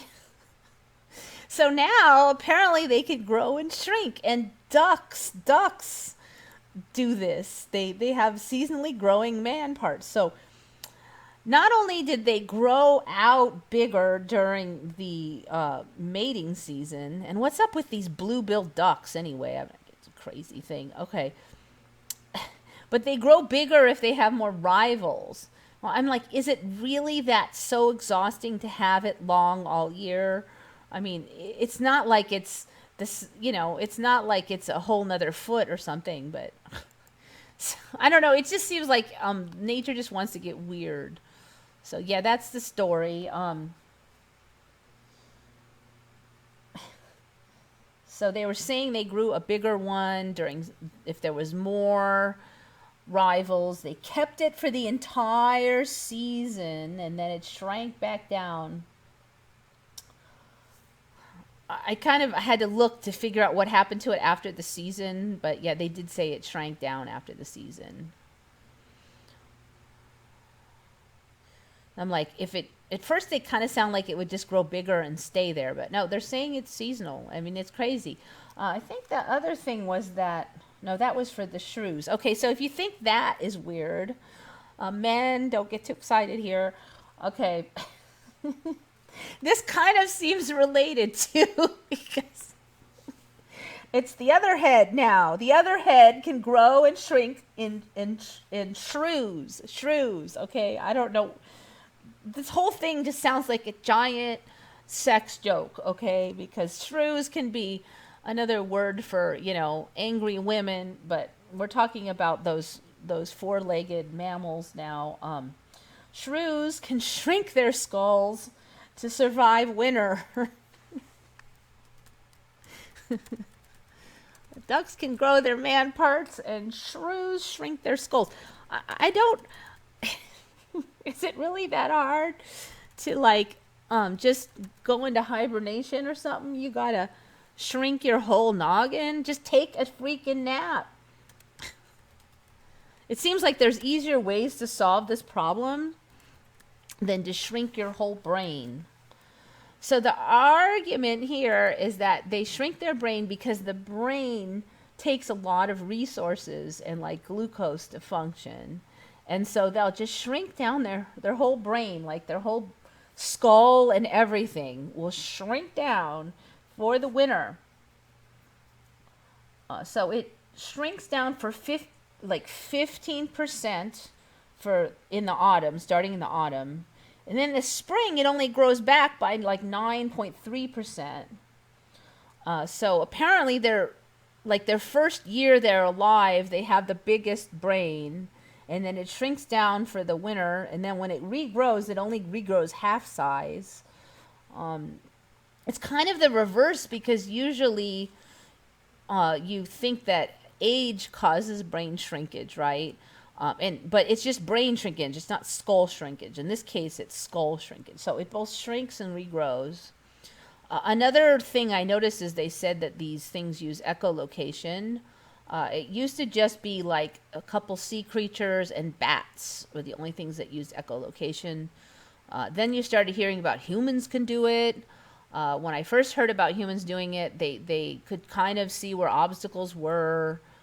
Well, sense using echolocation. They'd make clicky noises and then listen to the sound. But that is actually, humans are a lot better at it now. They can do a lot better identification. Before, like half the planet apparently can echolocate now. Let's see.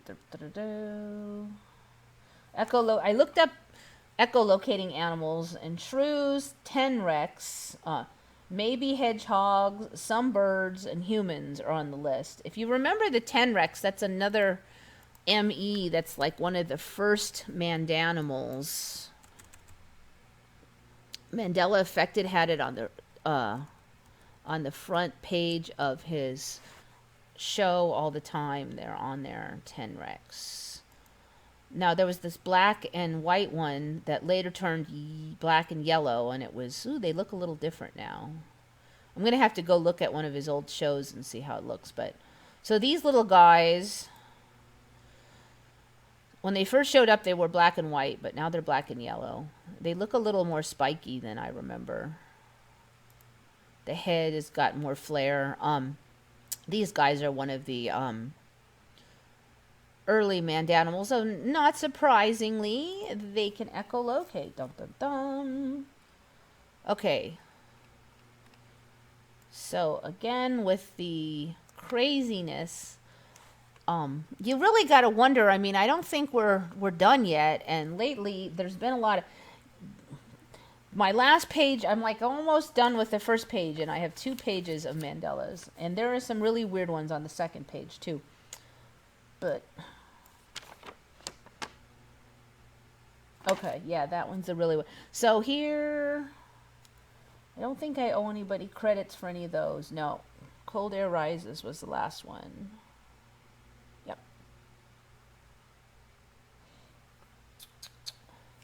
Next.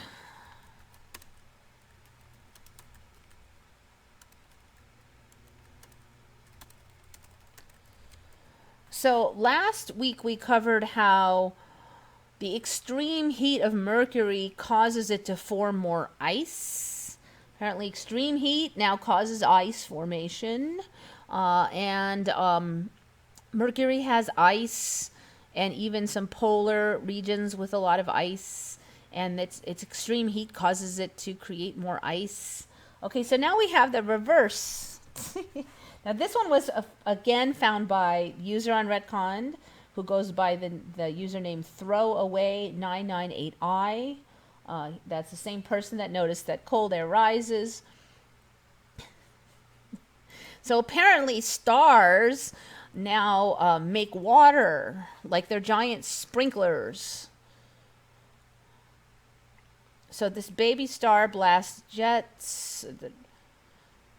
1700 blah, blah, in a process that almost defies adjectives and analogies. Each jet of water is the equivalent of 100 million times the water flowing through the Amazon River every second, and the speed of the jet is the equivalent of 80 times the muzzle velocity of an AK-47 assault rifle. This is water shooting out in jets from a star. Okay, we've already had the planets that rain diamonds. And we've had the volcanoes that shoot out peridot gemstones. That's on Earth, okay? The peridot gemstone volcano thing's on Earth. In case you were confused. It's hard to tell anymore. So now we have the AK-47 rifle water squirting star. The blast creates huge shockwaves around the star, and the process may be responsible for sprinkling the universe with water. And it could go on for thousands of years in each star. Astronomers think all baby stars go through this process as they form, and that our sun did it once too. So I guess water, I remember they used to wonder where water came from, but now I guess stars like sprinkle it because they're so hot.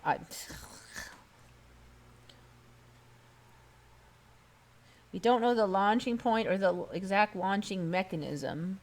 There's no self-consistent theory that explains what we are seeing. Then that's the other weird thing. Not only does it create water, but squirts it out in like jets, like a freaking sprinkler.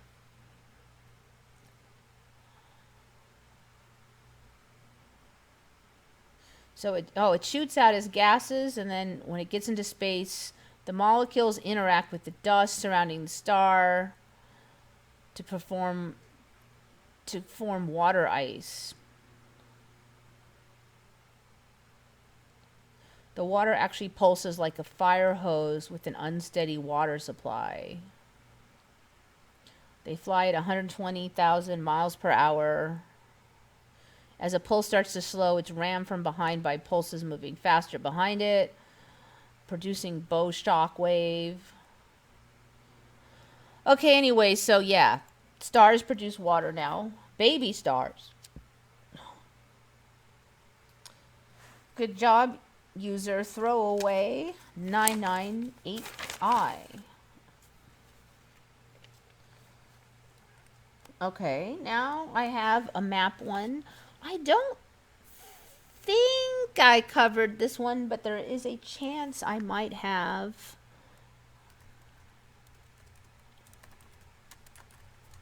I just saw something weird on the map that I don't think I've covered this one.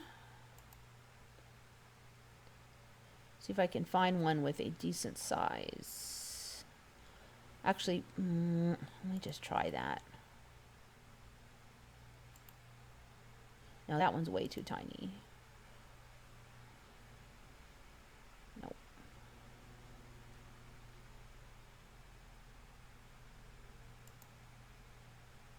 That one might work if I can.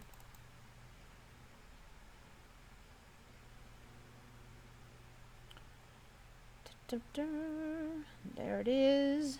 We will scroll down. All right, this is what I noticed. Whoop, maybe out one. Right here, North Atlantic Ocean,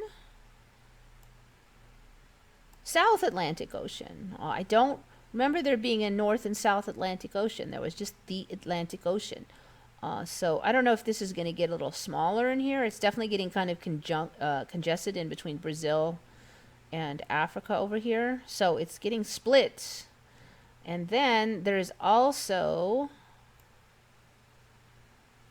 where's the Pacific? There's also a North Pacific Ocean right here and a South Pacific Ocean. Which seems kind of weird because if you go around the other side of the Earth, it's just a big bunch of ocean. And there's not really a pinch point in there. So it used to just be the Atlantic Pacific. They didn't have North and South Pacific Ocean. So we've talked in the past about a lot of people not remembering the Southern Ocean.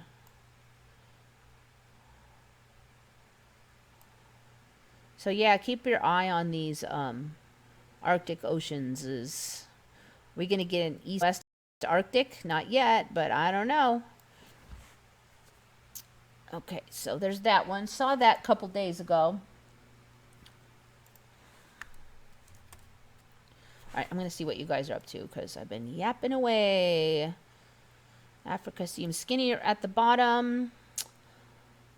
You know, Africa for me was very triangular shaped to start with, so I mean, there's so much different. I don't even know if people remember it all. A lot of stuff I saw change, personally saw change. Ooh, I can make that one bigger and smaller that way too.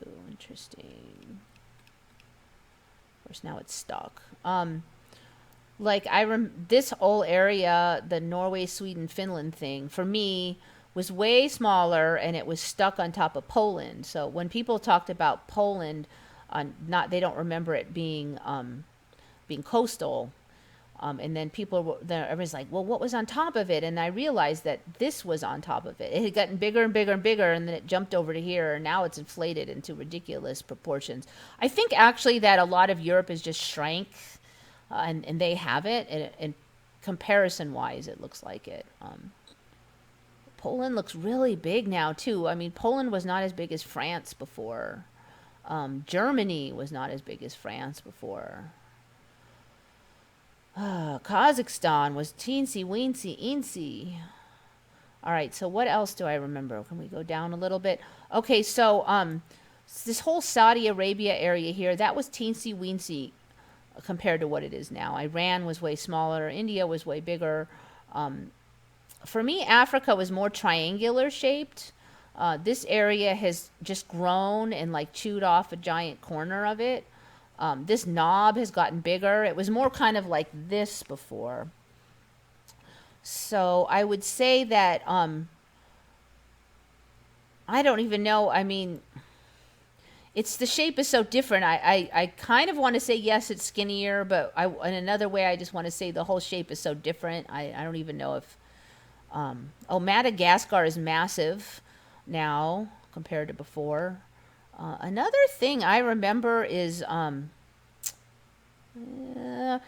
remember Africa being proportionally a little bit larger compared to South America than it is now.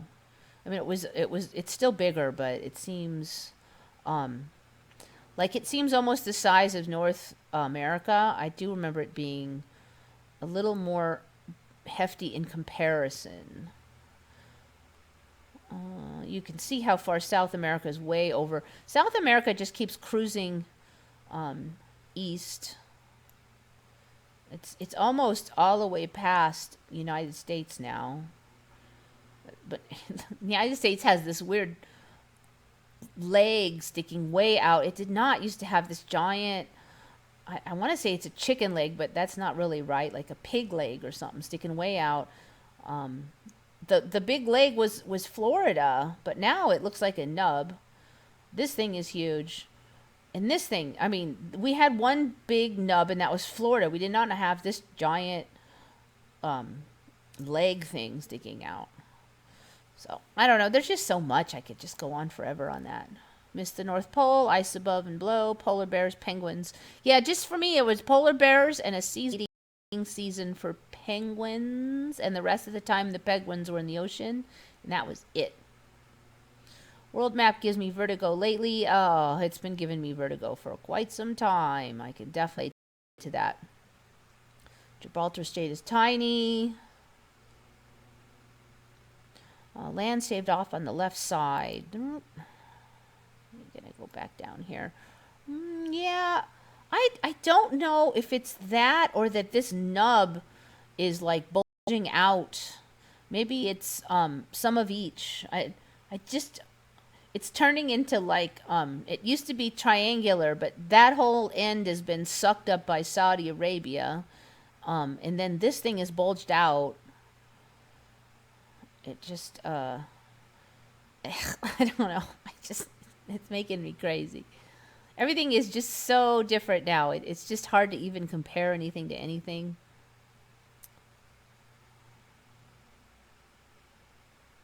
I guess fish producing alcohol, then a star can produce water. Yeah, I guess so. Adult stars produce alcohol. Yeah, once you get over 18 million years, then you can drink, alcohol.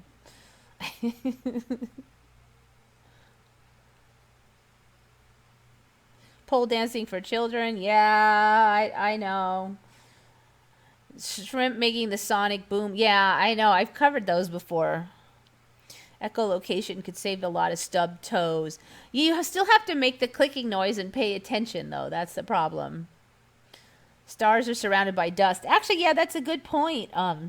Stars, shouldn't that all get sucked into the star due to gravity? Yeah, ha ha ha ha ha.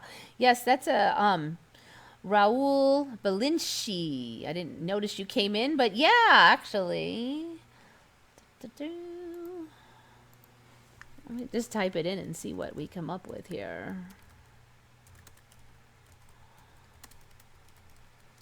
You wouldn't really think there's that much dust to make gas into water.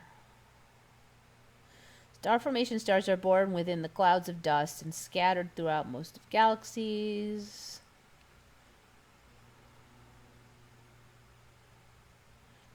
I mean, I know there's cosmic dust, but it's just like a speck here and there. You wouldn't think it's enough to cause like 20 times the size of Niagara or the Amazon water, gas into water.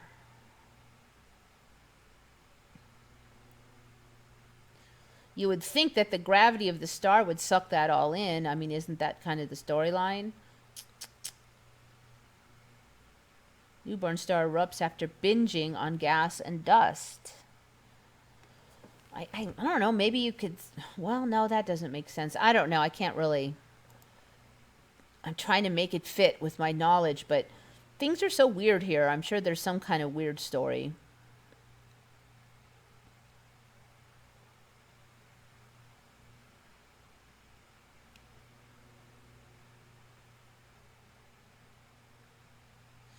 Used to make jokes years ago about my sister Diane using echolocation to find her way in the dark. Now she can actually do it.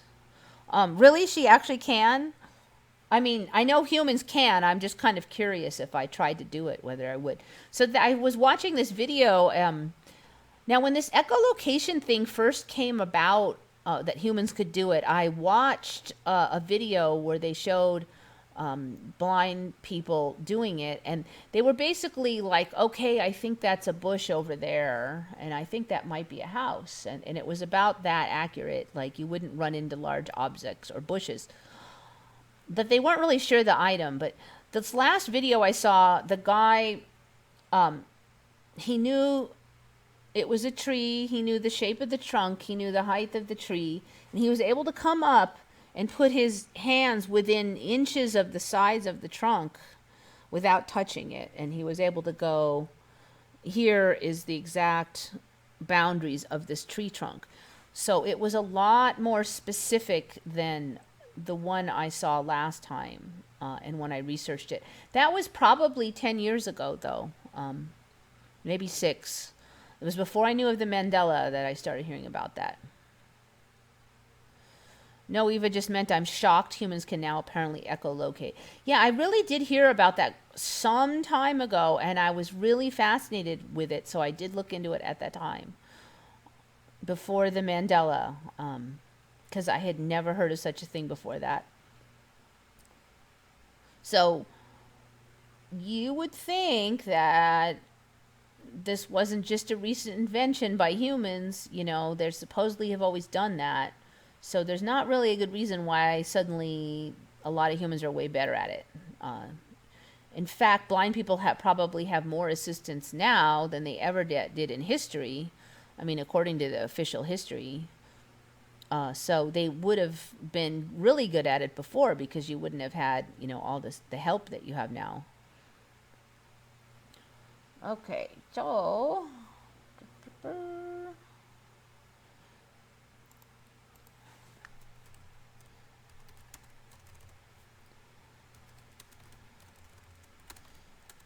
this one was mentioned on the chat last week by Simon King on the chat. Good find. Black bat flower. Have not seen this thing before.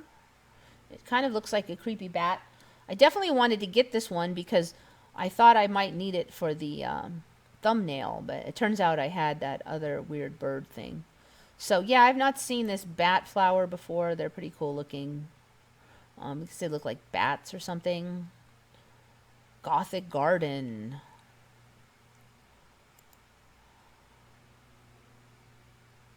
Taka chantrari. Cat's whiskers.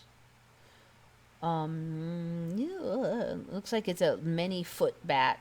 I should probably just check it and see if it has any weird...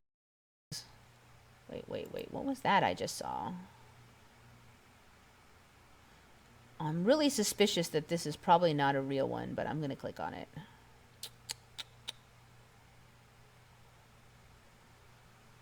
Monkey face orchid seeds. Yeah, I think this is probably not a legit seed seller, so I'm not going to look at that. Fake seed sellers. They Photoshop weird stuff, and then they claim their seeds will grow it.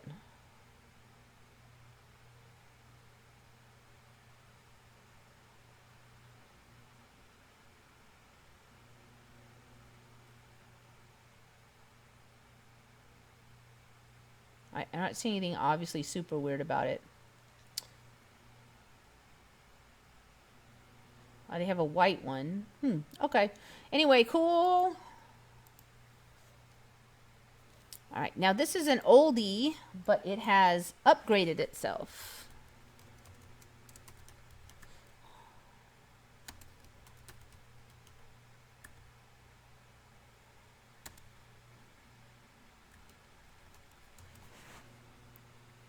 All right, when these first showed, I definitely took note of these. These were right around the time that, that one's like a dead one.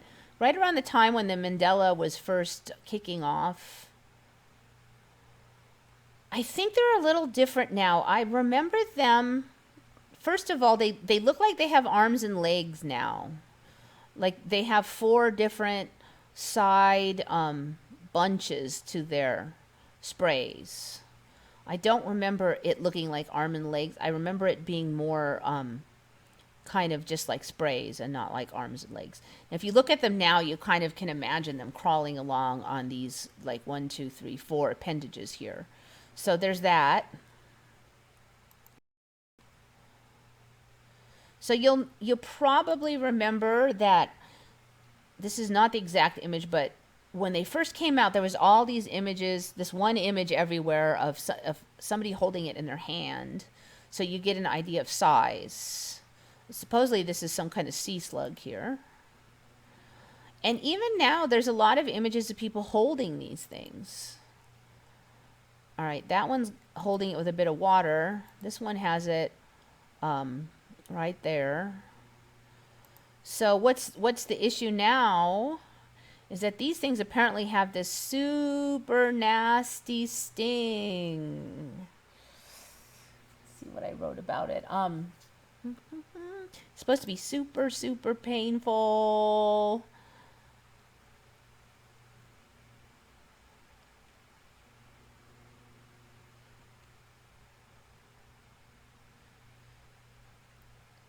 This species incorporates toxic chemicals or stinging cells from its prey into its own skin.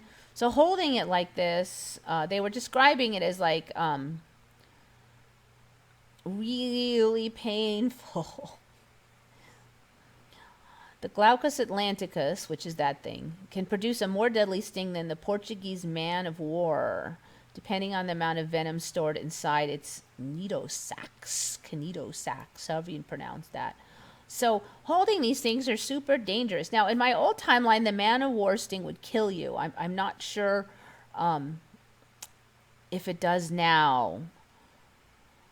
Considering all the people holding those dang things, maybe it won't kill you now.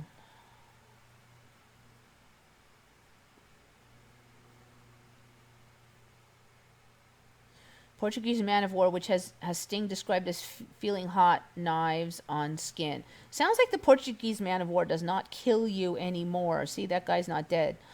When it first came out, yeah, they would kill you. Anyway, but it's supposed to have a super, super ow, nasty sting now, and it did not before, and you'd see people holding it in the hand all the time. Plus the leg things. Okay, I'm going to see if I can find this.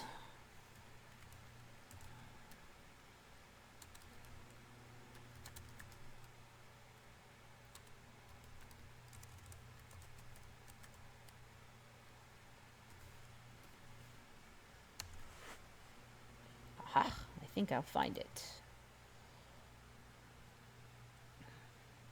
All right, I'm going to see what you guys are up to. Moonlit illusions off. Good night.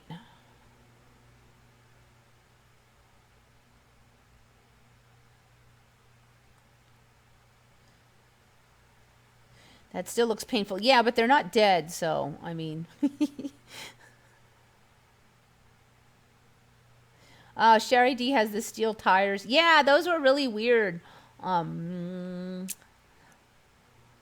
They look cool. It's like steampunk style tires.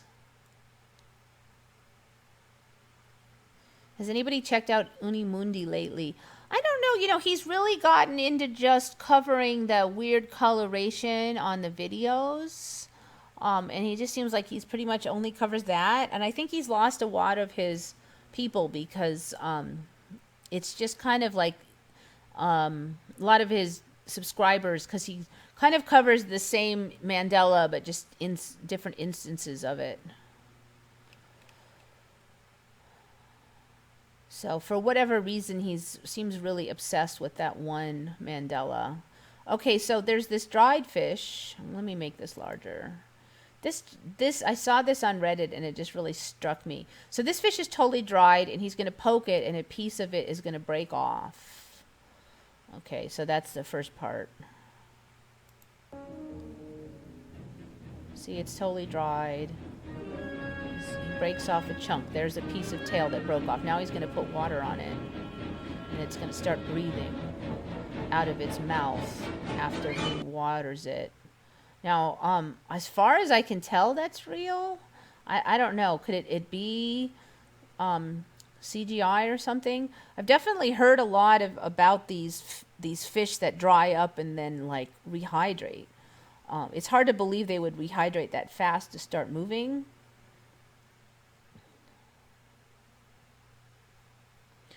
There are stories of African villages using dried mud bricks to build homes, and when the rains come, occasionally a fish will wake up and wiggle out of the walls. And then there's a video of it that I didn't really see anybody saying it was fake.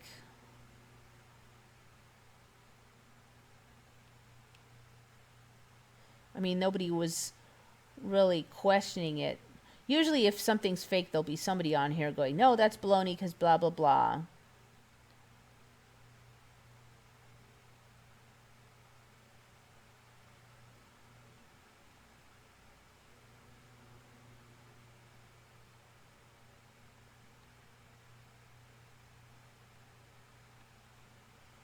See if anybody else is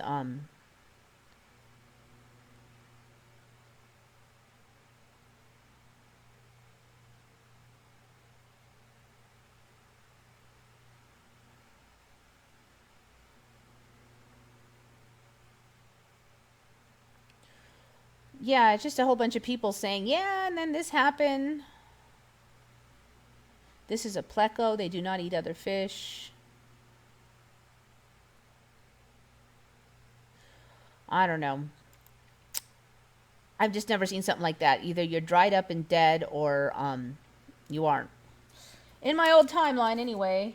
Okay, so that one was found by user on Retcon named Danish04. DHANISH04. Good find. Danish 4. Make sure I didn't. Yeah, I've got everybody covered that needs to be covered. Okay, this is a really weird one for me. Another one from Retcon. This one is from user on Retcon and known as Socoprime, Socoprime.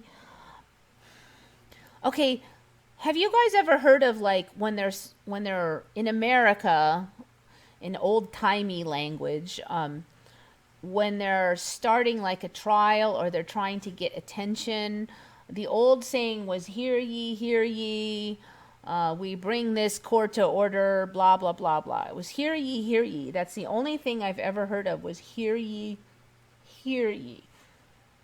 Okay, so apparently in this time it's mostly oyez, oyez.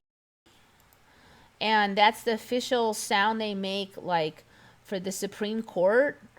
Oyez, oyez, this court will now be called to order. Oyez. Has anybody ever heard of oyez?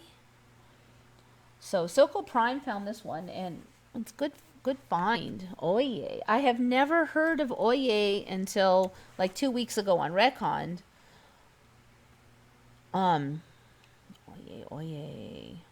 Traditional interjection said 2 or 3 times in succession to introduce the opening of town criers used by town criers to attract the attention of public proclamations.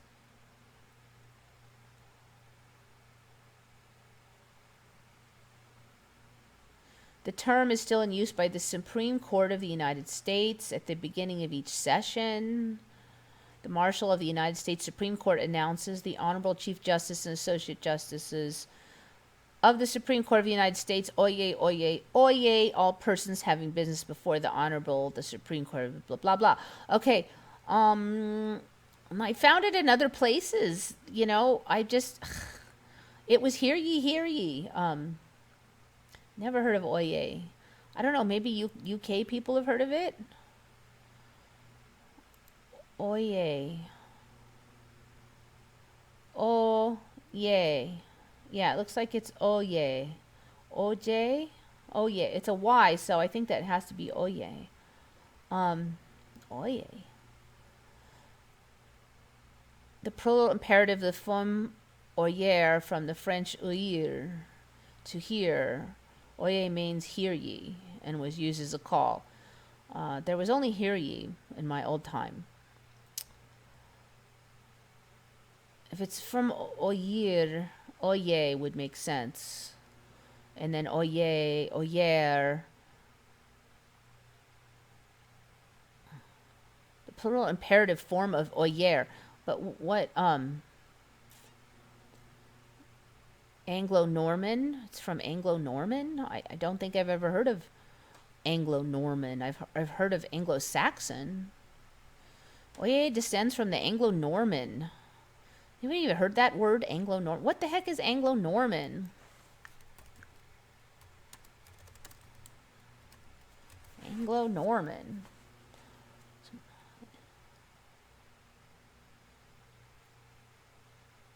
The medieval ruling class in England, composed mainly of ethnic Anglo-Saxons, Normans, and French, following the Norman conquest. I don't know, UK people, does any of that sound familiar to you? Anglo-Normans? Maybe I just don't know because I'm not from Oye. So you guys remember that Oye. UK was hear ye. See, now they're saying Oye is from UK more than America, but yet our Supreme Court uses it. So UK remembers hear ye. Nope, it's hear ye. I'm in Edinburgh, and that comes up a lot in Old Edinburgh. Hear ye, hear ye, hear ye is what it was. Yeah, it was never oye. That's interesting because the wiki is blaming it on you guys. I wonder if you access the wiki from your end, it would blame it on us guys. Oh, often used in America. Then you'd be like, oh, yeah, well, that's why I don't know about it, because it's from that other country.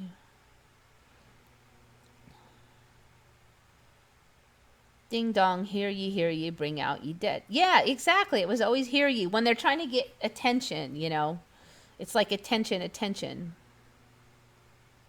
I remember hear ye from one of the old Bewitched old series. I have never heard of oye before. The UK and Australia share a lot of slang, but I've never heard that. Yeah, nobody's ever heard of it. Except for Oliver Henry, apparently.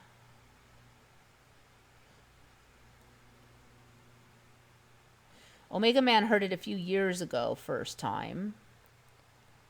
Peter never heard of it. Oy vey. Yeah, it's not oy vey. That's a different one. Oy vey. No. Oy vey is like a Jewish, what is exactly it means? It's just like, you know, like whatever will be, I give up kind of a term.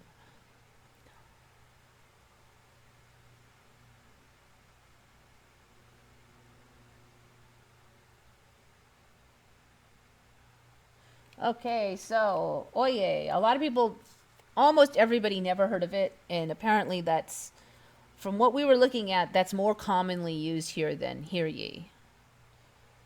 Oye. Oye? Oye? Okay. Oye. That's even funnier because it sounds like something we already say. It's pronounced oye. That makes me laugh even more. Oh, yay. All right. Let's see if I can find this. Sometimes it's hard to find the Reddit ones.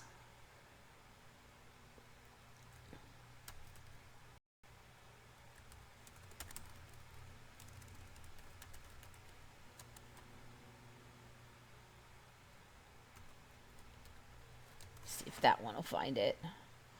I think so. Yes, there it is. Dun, dun, dun, dun. You know, I had to have a snake or a spider, so this is the snake. Be forewarned, snake incoming, although it is not the grossest snake ever.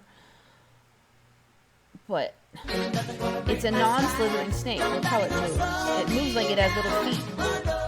But it uses its own, like, stomach muscles to have feet. So it's a non-slithering snake. That's what the title is. I don't know. I'm not sure. I don't know if that's the name of it. I have noticed that snakes are fatter than I remember them. They're really getting fat. Not all of them, but I've definitely seen some really hefty snakes. Thousands of tiny feet under there is a joke. I wonder if anybody knows what kind of snake that is. This is a puff adder, and its bite is no joke. Well, I definitely heard of puff adders before, but I never saw them move like that.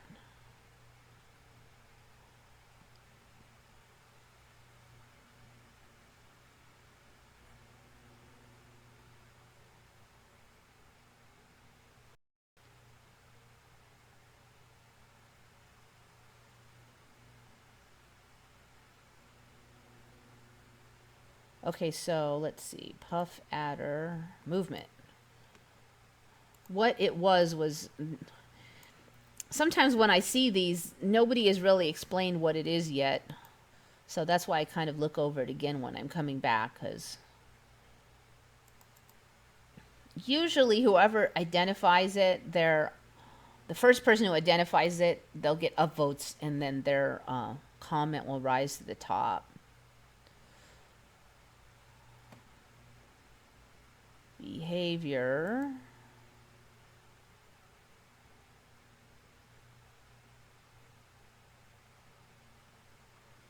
Well, it doesn't say anything special about its movement, so I don't know. Can a lot of snakes move like that now?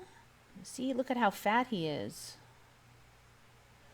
So, I mean, that's assuming that the person accurately identified it. Anyway, so just weird, a new thing snakes can do, at least one of them. Okay. Okay, here's another oldie that has upgraded itself.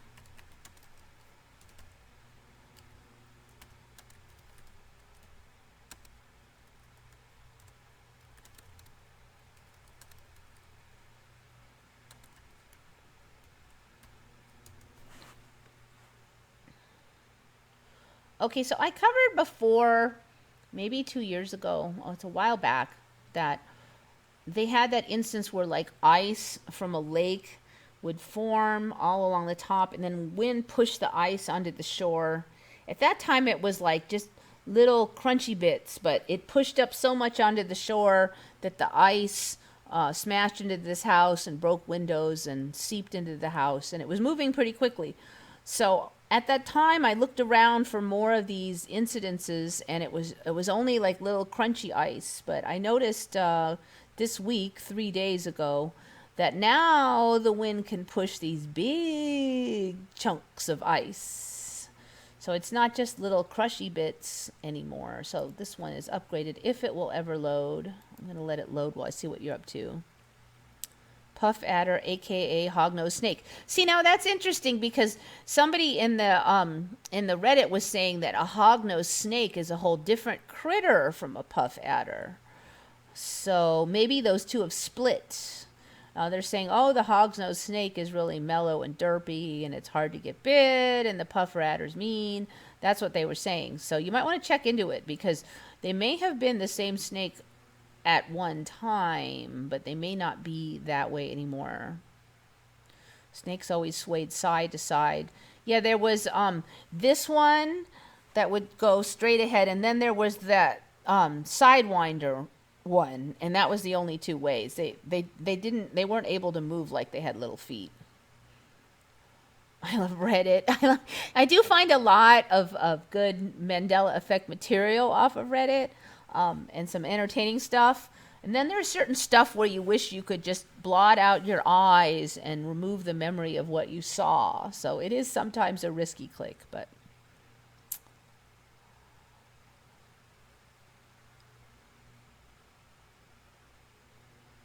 yeah, see everybody else.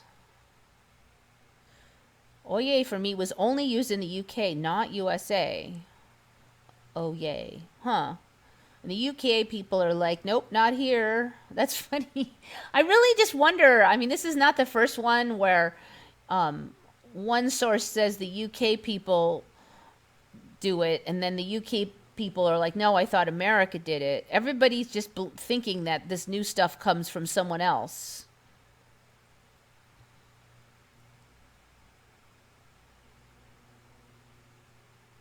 It's split into two, just as Emmy Peeps seem to be doing. Emmy Peeps 2? That one I don't know. But a lot of animals do split like that. They get,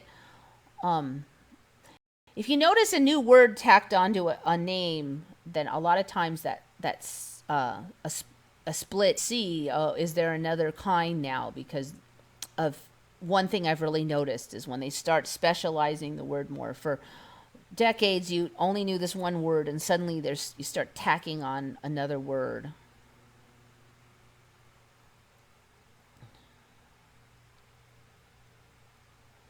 I'm from the UK, and I have heard oyez. Okay, so Miss Chrome Sticks is from the oyez timeline. All right, let's see if this is... Really? You're not loaded yet?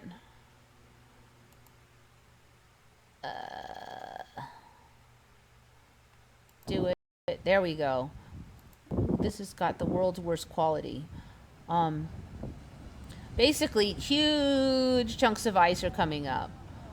And this is real time because you see the guy walking.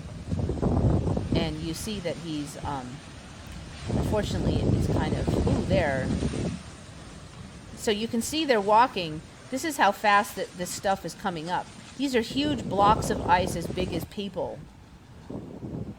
And yay, they finally managed to focus it. Look at all the sand. I mean, that's going to squash you like a pancake. Look at those pieces. So, I think that was called an ice push last I checked. But those are massive.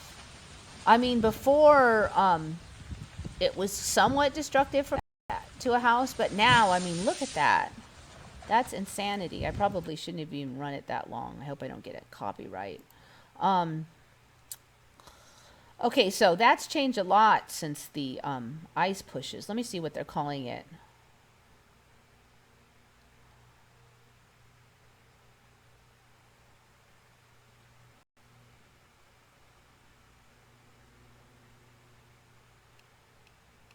One thing about Reddit, they love to give info, although half the time it's wrong, and then they argue over it, or they argue over some tiny little tidbit.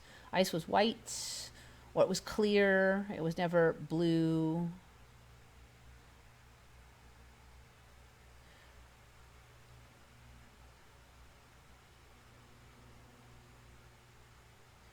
All right, nobody's giving the name of it, but I'm pretty sure it's called an ice push.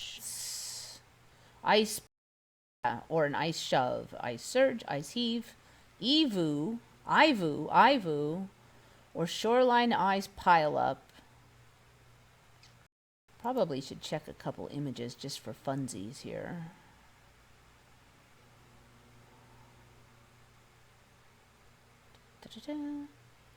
For whatever there's some damage.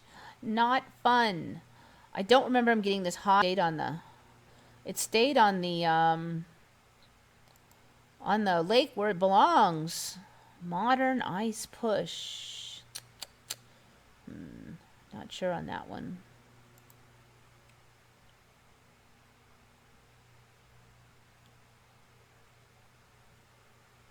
Okay, there's not a lot of images of this. I'm going to try shove and see if I find anything. Ice shove.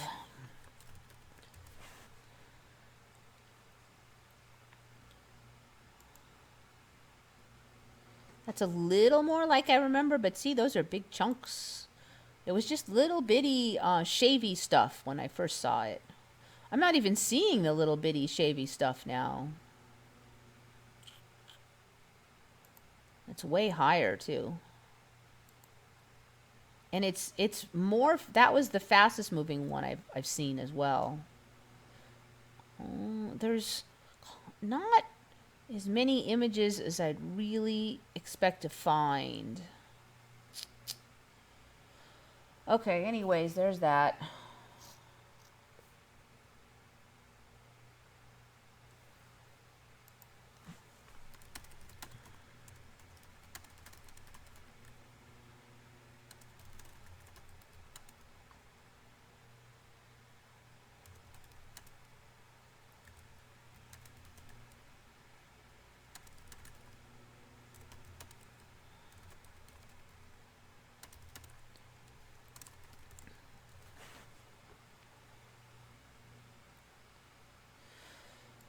Okay, so The Lord of the Flies, I do remember it being based off a real story, but in my old memory, I don't know if you know The Lord of the Flies, but basically it's a movie that was made about some boys that got shipwrecked on an island all by themselves for a long time, and it covered the psychological development of gangs and how they fought, and they started killing. Some of them turned into bullies and started killing some of the others and demanding obedience. And so it was kind of just a grisly commentary on human nature. So it was based on a real story of real fighting that happened in kind of a similar situation. But now they're saying it's based on a real story. But in the real story, the kids all got along and they built this nice little garden. And it was Tongan castaways. And it kind of makes sense if maybe they were already villagers that lived, in villages and were used to doing this kind of survival and splitting up work and working together. It would make sense that they were able to get along versus a bunch of, like, say, I don't want to pick on, I think it was British in the movie, but I believe I'm pretty sure that the original that it was based off of in my old timeline was basically a bunch of white boys. I think it was Brits. But you're just basically, we're talking about kids who don't know any survival skills. They're just like schoolboys in like a first world style country that just learn how to write stuff on pens and papers and be polite and, drive a car. So if you throw them out on an island, they know nothing. And they're not used to working in that manner as, a village would. And so it was more, it wasn't super surprising that it became like a schoolyard bullying situation. But in this timeline, it was based on a real story of these Tongan shipwrecked people. And in their story, they did really well, and they worked out, who's doing what chores, and everything was all hunky-dory. And let's see, where's the story?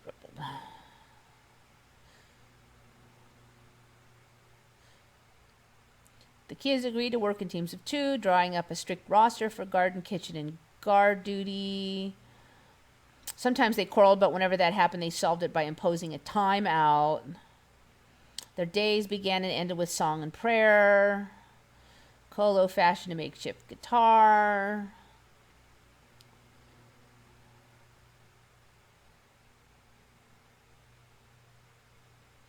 Stefan slipped one day, fell, and broke a leg. The other boys picked their way down after him and helped him back up to the top, set his leg using sticks and leaves.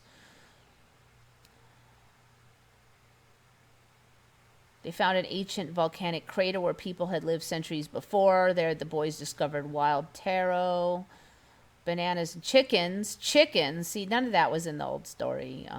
They basically did pretty well for themselves in this timeline. That's like totally different. So, I don't know. I guess that's good. It's like one good story because most of the old history now sounds all grisly, but there's one case where my old timeline was all, the human behavior was all grisly, and now it's better. It's like everything's reversing. Good things are bad, bad things are good. Okay. All right, this last one is super strange. I'm just going to catch up on you guys. There's 2 super strange biology ones now. It has to do with viruses, but not with the sea. No ice pushes for me before. I mean, it used to be like the super shizzle to live on the edge of a lake because you could just have this beautiful lake and you didn't have, storms wouldn't, cause it to, say, like giant waves flooding your house and stuff. But now you've got these ice pushes anywhere where it gets cold and windy. That would be freaking dangerous living on the edge of the lake. Linda Compton is in. Welcome. Miss Chrome Sticks. Omega Man. I know my things go so long I need like the second shift. But I'm coming down the home stretch here. Actually, I've made fairly decent time considering all the stuff I had to cover. A little bit less excessive talking here. Okay, so these last 2, from a biology perspective, are Pretty freaky.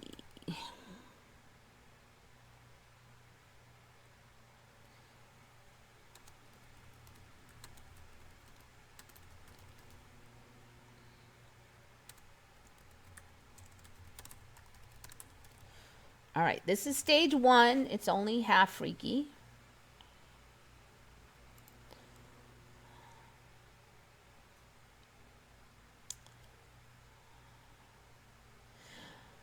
A newly discovered virus makes a wasp live longer, which is more than the wasp does for caterpillars. I guess this wasp eats caterpillars. All right, so it's kind of a creepy looking wasp anyway. What's this giant thing on their head? Like, their head antenna are bigger than their feet. So it looks like he's got 2 giant feet on his head, but whatever. Beyond that, a newly discovered virus tinkers with its wasp host's longevity and sex, researchers have discovered. The virus infects a chalcid wasp, and the wasp is a parasite. So the wasp is a parasitoid. This timeline loves these. It means it lays its eggs in other living insects. Butterfly caterpillars are a particular favorite.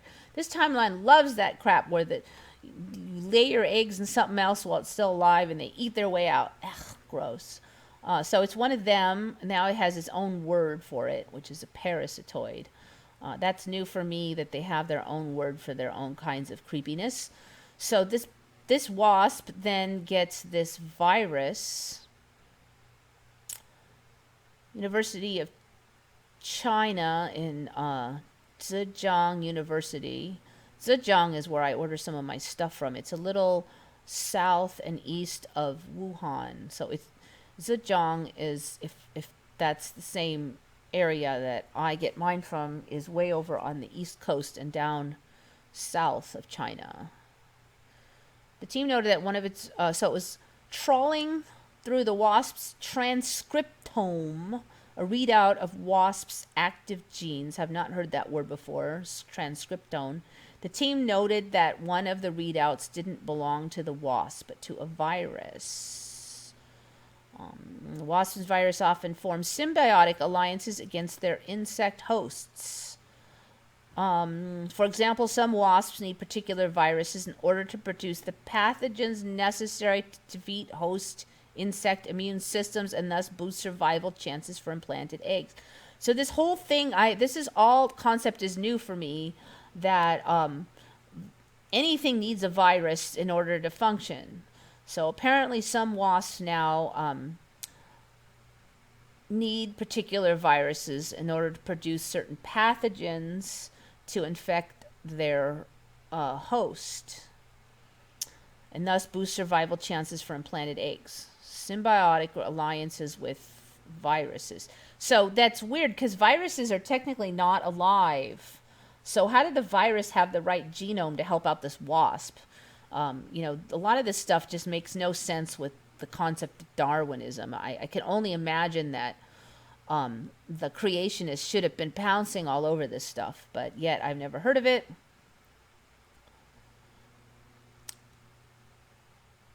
Ye's team recognized the previously unknown virus as a member of the family Neamiviridae. They dubbed it Pteromalus puparum negative strand RNA virus.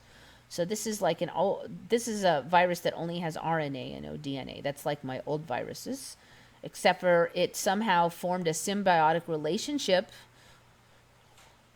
So researchers want to find out whether it confers any advantage on the wasp. It turns out that it does, at least in the lab. Wasps infected with the virus lived a third longer.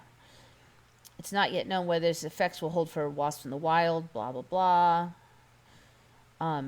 So the storyline is it's good for the virus if the wasp lives longer. How would the virus know how to make the wasp live longer? I mean, what is it, just random chance that it just happened to have the right RNA to make the wasp live longer?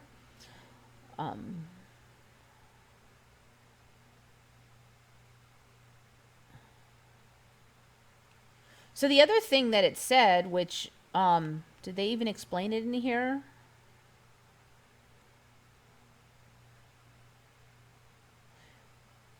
Shoot, I'm not seeing it. But basically, it also causes way more male, like it causes a bunch of the female eggs to not hatch, I think is what it was saying. And then so like when it lays eggs, a bunch of the female ones don't. So you end up with way more males. So that's why they're calling it gender bending. But that's kind of a weird term because they're not bending any gender, you're just killing one of them. Affects sex ratio of insect killing wasps. That's not really gender bending. It's, misogynistic, basically. I'm wondering if this will change because they're calling it gender bending. Maybe it will eventually become gender bending. That's something to keep an eye on. I think that's the same exact story. So, yeah, I was all like gender bending, but it's not. Okay, but here's another weird virus one, and this one is even weirder than somehow knowing how to cause this wasp to live longer.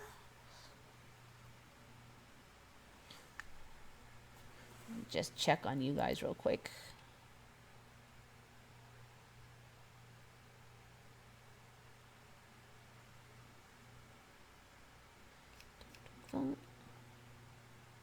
Unable to connect to chat.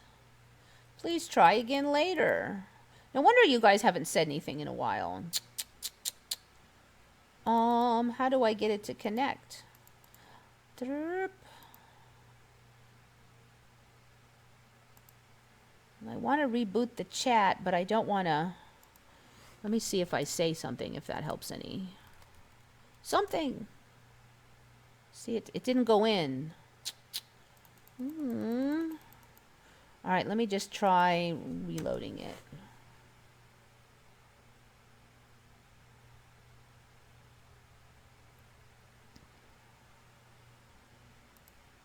Meanwhile, I could type in the next thing.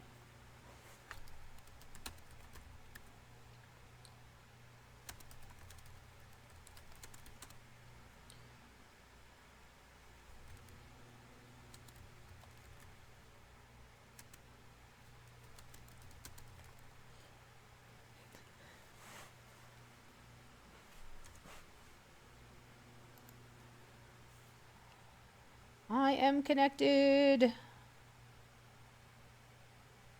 Why is everything weird happening in China lately?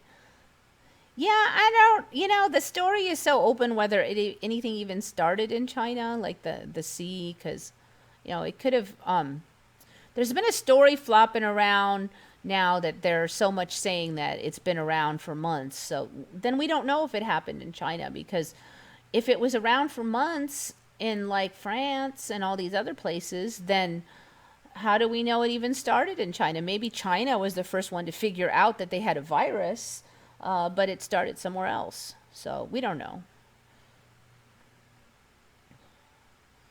It'll be interesting to see how that fleshes out, like what storyline was going to show up next. I'm sure something this week, some new weird twist on it will show up. We got to have at least one twist per week. This week was definitely the staying at home is just as dangerous as leaving. Dum dum.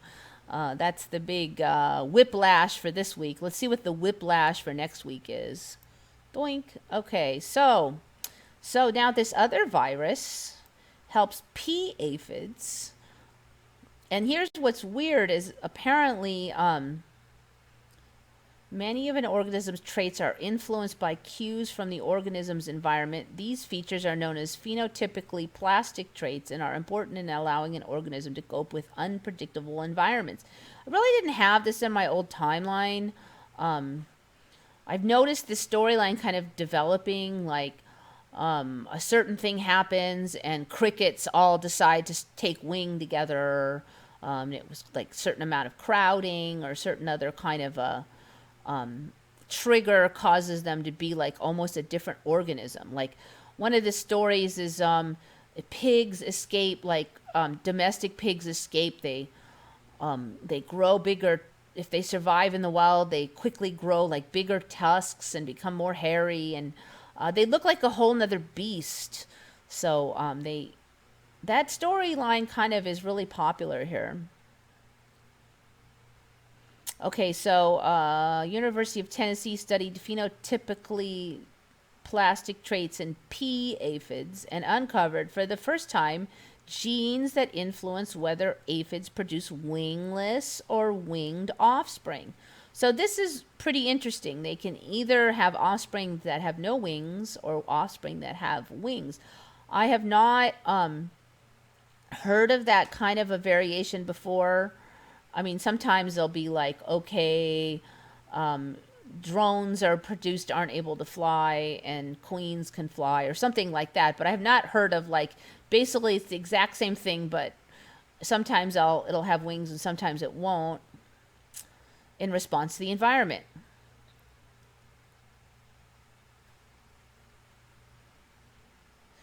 So pea aphids are insects that reproduce rapidly and typically give birth to offspring who do not have wings.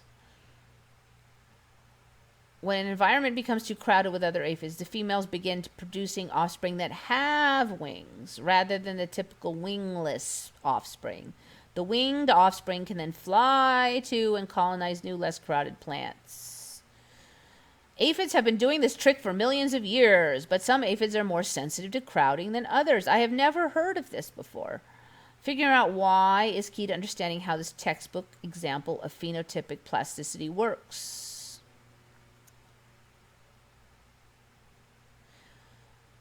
The researchers used techniques from evolutionary genetics and molecular biology to identify genes that determine the degree which aphids respond to crowding. Surprisingly, the genes they uncovered are from a virus that then became incorporated into the aphid genome. The virus, which is a group of insect viruses called densoviruses, causes its host to produce offspring with wings. Researchers believe the virus does this in order to facilitate its own dispersal. As Brizon and Parker found, the gene from the virus retained the same function of producing winged offspring even after it was transferred and incorporated into the aphid genome.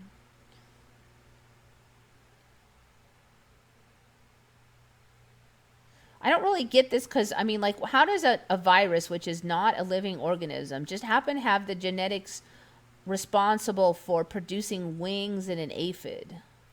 I mean, it's like, how does it suddenly just have those wings? I mean, wouldn't there be millions of cases of it having genetics that are kind of like wings but just kill the aphids? Or, I mean, like, how does that happen? It doesn't make sense. It's not even alive, but it has just the right programming to make the aphids fly away. DNA, most laterally transferred DNA that is inherited from other organisms like viruses, is not expressed by its host because it's quickly inactivated or eliminated. However, there are examples in most organisms, even humans, where genomes co-opt genes laterally. In humans, for instance, the gene that creates a membrane between the placenta and the fetus was co-opted from a retrovirus. So that's another one I just heard of like yesterday. Since when does a virus have the right... so this must be like a DNA virus. So this virus just happens to have the right DNA to program humans to create a membrane between the placenta and the fetus. Why would it have that in there?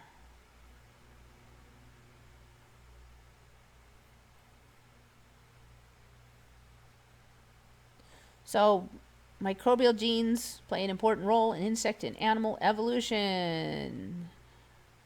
I don't know. I don't get it. I just don't get how a virus has those DNA or RNA in it that would do that.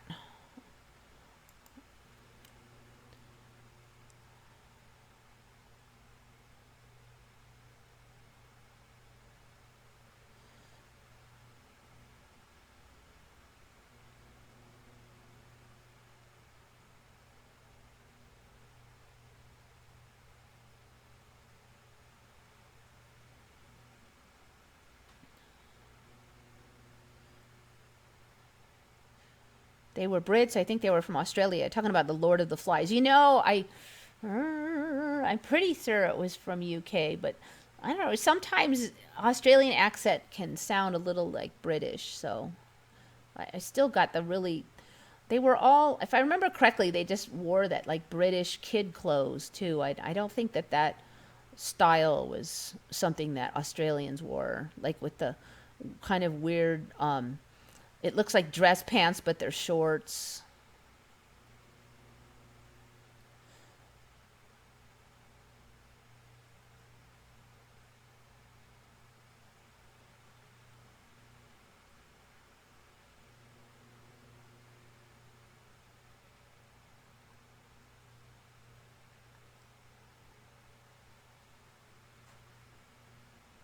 Is that why we have all the body changes? The planet is overcrowded, so we need to change to leave. I don't know even how many people are really here. I mean, just because something is on a website, a world population counter, doesn't mean there are really that many people. Because we've definitely seen, some people remember it as 10,000. I've seen it go to 10 billion, and so then it was like 6 billion and point 6, 6 billion and 6, and then it went up a little bit, then it reset, and then like it's just a number on a screen. I have no way of knowing if our world is even overpopulated. It's another storyline. It might not be, or a lot of them might be NPCs. I don't think it's. I don't trust anything the screen like the Matrix tells me anymore. I think a lot of it might just be a story. When I came up with my channel name, I never realized how much I would just start to think everything was a story. But the more I watch TV and the more I see this stuff just constantly shifting, it's like it's just another story after a while. You can't take it seriously.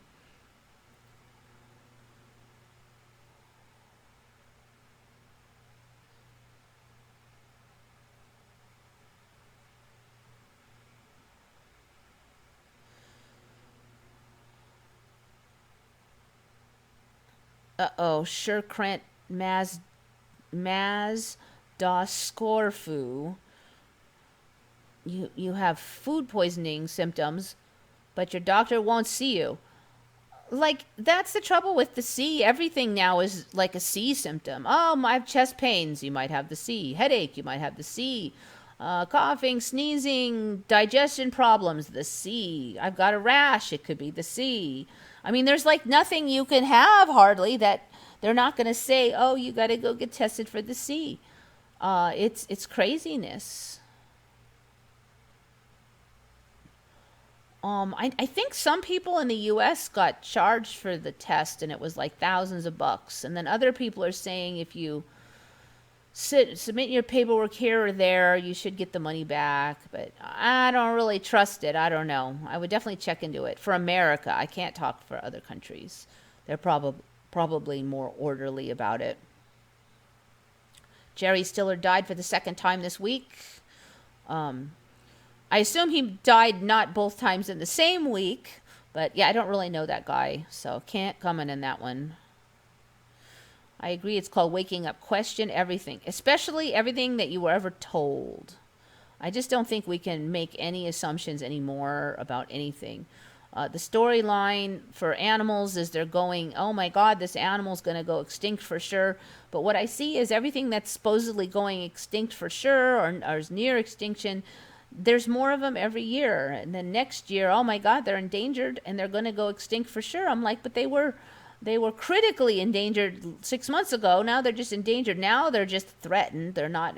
I mean, like 5 years later, they're not officially threatened, but every day more of their habitat is missing. I mean, I can't possibly take any of that destruction of environment stuff when the animals just get more and more and more. Those animals that are destined for extinction are like overrunning everywhere after a while. So then I start looking at the humans are destroying the earth storyline. Do we really know that's for I mean, I assumed it all my life. It sounds plausible, but then you look at the world population dancing all over 10 billion, 6 billion, blah blah blah. Now we're back to 8 billion. What the heck? I don't know, maybe that's just another story. I don't know. I'm not saying it's another story for sure, but I'm definitely suspicious. Is the dodo bird back yet? Last I checked, it wasn't.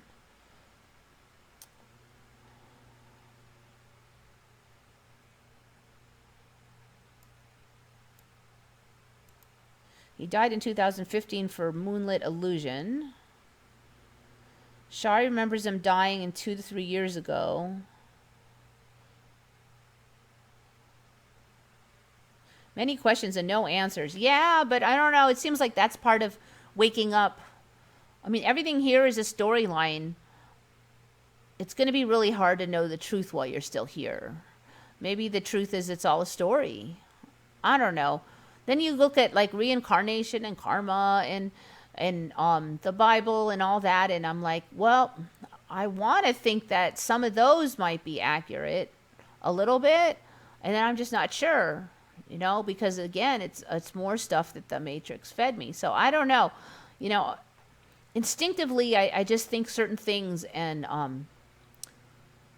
like being a good person and those kind of things. So I just try to go with that. I mean, I guess you just, at some point, you have to follow your instincts and decide whether you're going to go in the direction of being a good person or being a mean person. And so if you kind of gauge all your actions and decisions on that, it gets a little simpler at least to know what to do.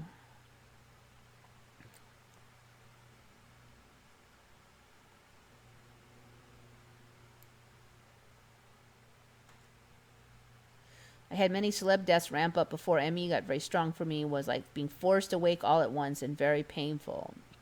I think it's going to be even worse for people who haven't woke yet, because they're just getting slapped in the face with these constant fear porn and contradictions, and you know, the story reverses every few weeks, and you hear something completely different.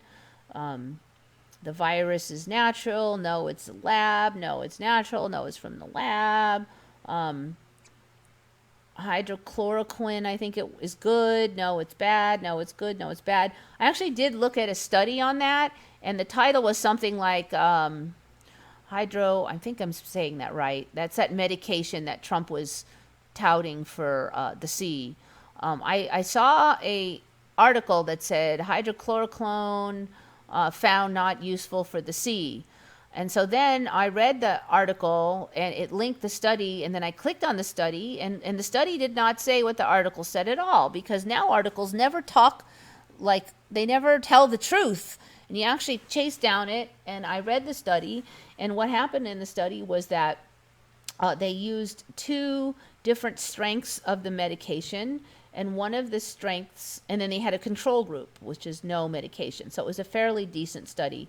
And the super strong dosage was causing like heart problems. And so they had to stop using it. Okay, so they weren't able to use it for long, so they really don't know if it helped for the sea or not, because they had to stop it. And then the second, the lesser dosage, which was close to a dosage that the Chinese recommended, had apparent efficacy, but they hadn't been running the study very long, but people were getting healthy faster on that than they were the control group. So as far as I was concerned, it looked promising for that medication, and I could not understand, other than just biased baloney, why the article would say was found not to be effective. Just that one branch of it, that the heavy dose branch, was found to be too dangerous. It actually was not found to be ineffective for the sea, but it was found to be too dangerous. But the Chinese had never recommended that heavy dose, which was a dose much heavier than what is normally given and found to be safe for other uses. So it actually sounded rather promising. So now when I hear, oh, this was found not to be useful, and you know, the studies I looked at seem to indicate it was. And interestingly, that medication is an anti-inflammatory. And they're saying there's a lot of storylines that a lot of the people who die from the sea are having the cytokine storms, like the over response of the immune system. So it would be very logical if an anti-inflammatory were to help with that. The problem with that medication is that it is already out of patent and dirt cheap. So apparently this other one that they're pushing is still in patent and monstrously expensive. So of course this is going to feed right into the distrust of the big pharma and it's all corrupt storyline, which I'm sure will leak eventually to the public and slap the watchers in the face a bunch more times, and we'll see if that wakes them up. The president of Tanzania is exporting COVID herbs juice. Yeah, I think I covered already how the papaya and the goat tested positive for the C. The president of Tanzania put in samples to the C testing facility in his country, and they made up fake profiles so that it sounded like they were from humans, but the tests were actually from like some papaya, a goat, and a couple other things, and several of them came back as supposedly positive for the C, including the goat, and a papaya. The papaya, I think, which is actually was a pawpaw, but the word papaya sounds way funnier. So apparently papayas can get the C, or there's a lot of false positives. Of course, according to the media, you almost never have false positives with the PCR test, which ironically is something I looked into, and I did see about a 10% false positive with other types of PCR, and sometimes even more. So the whole storyline that PCRs don't have many false positives seems to be another baloney storyline.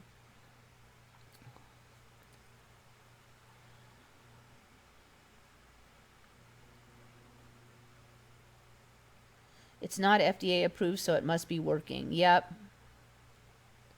Isn't the Tanzanian president the one who tested C19 on goats and motor oil and it came back positive? I know the goat and the papaya came back positive. I'm not sure about the motor oil. And it wasn't just one false positive. I guess somebody could say maybe the goat and the papaya had the C and now we can't eat those. Or, it could be that the test is cross-reactive with one of the 40 some odd other types of coronavirus that are out there, considering the ramshackle hodgepodge way that the supposed C virus was isolated. Anyways, I'm sure we'll hear more weird stuff this week, so you just got to sit back and watch the show. I do think it's going to get weirder and weirder. We got to keep our humanity. What's that old saying? When you find yourself in hell, just keep walking. Walk forward, we'll walk through it. Don't get too scared. There's going to be some hassles. There's going to be a lot of scary stuff on TV. But, the people who are supposed to get through it, which are the good people, will go where they're supposed to go. So make sure you're one of the good people, and you'll be all right. I think that people on here will be reasonably safe. It's not like you have to be like the saint of the universe, luckily. I don't think that you have to be like perfect, so. Bill Gates is involved with the C virus agenda. Yeah, that's one storyline, and I think it's one that's going to push forward. But the whole thing just seems so weird. Bill Gates is acting so different. He never was involved in all of this stuff until the last year. And, he's got more money than anybody would ever need. And he seemed fairly satisfied with that until just recently. And now he's got all these weird, smiley, creepy comments and weird, like they're talking about some horrible thing and he's all smiley. I never used to see him smiley. He used to be just kind of one of those quiet, leave me alone types. His whole personality is different. I covered last week about the history of the development of Windows and all is different now. His whole beginning in that storyline is different now for me. So he's like a different person. I don't know. Anyway, yeah, I'm getting ready to hit it. They're trying to suffocate us with these masks and ventilators. See, again, it's like the story keeps reversing, and I think part of it is just to smack people upside the face. How many reversals in the official story are you going to hear before you start to wonder if maybe there's some baloney here? So first, ventilators are going to save you, and now they're going to kill you. First, staying at home is going to save you. Now it's going to kill you. First, masks were stupid for morons, and now they're mandatory, and you're stupid if you don't wear them. I mean, it's like it has to be on purpose, because there's no way that they would deliberately be able to plan all this and then still be that stupid as to flip-flop and mix messages and all this. I mean, I think that a lot of it is just the timeline trying to, either you wake up or you don't, and the other one is either you keep your crap together and retain your humanity and you still care about others, or you don't. I think those are the real decisions that you have to decide. Oh yeah, his wife was wearing an upside down cross on TV interview on the news. Huh, interesting. I'll have to check into that.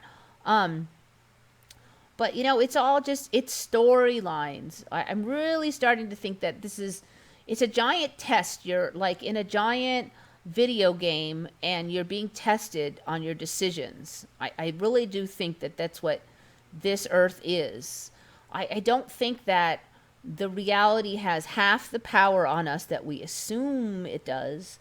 I think that's part of the scam. Like, that's how the devil fools you. The devil can't hurt you directly, but he can lie to you and convince you to do stuff by promising you this and that, and but it's all lies. And I think that what TV and a lot of reality is the same thing. It's lies. Can they lie to you enough to convince you to make bad decisions? And by bad decisions, I don't mean wearing a mask or not wearing a mask. I don't think it really matters. I think it's more it's more basic things than that. Are you going to live your life in fear? Or are you going to just decide to look for the best things in life? Are you going to cling to the fear, or are you going to work to let it go? Are you going to become very selfish, or are you going to still care about others? Those kind of decisions, I think, are at the base of the test.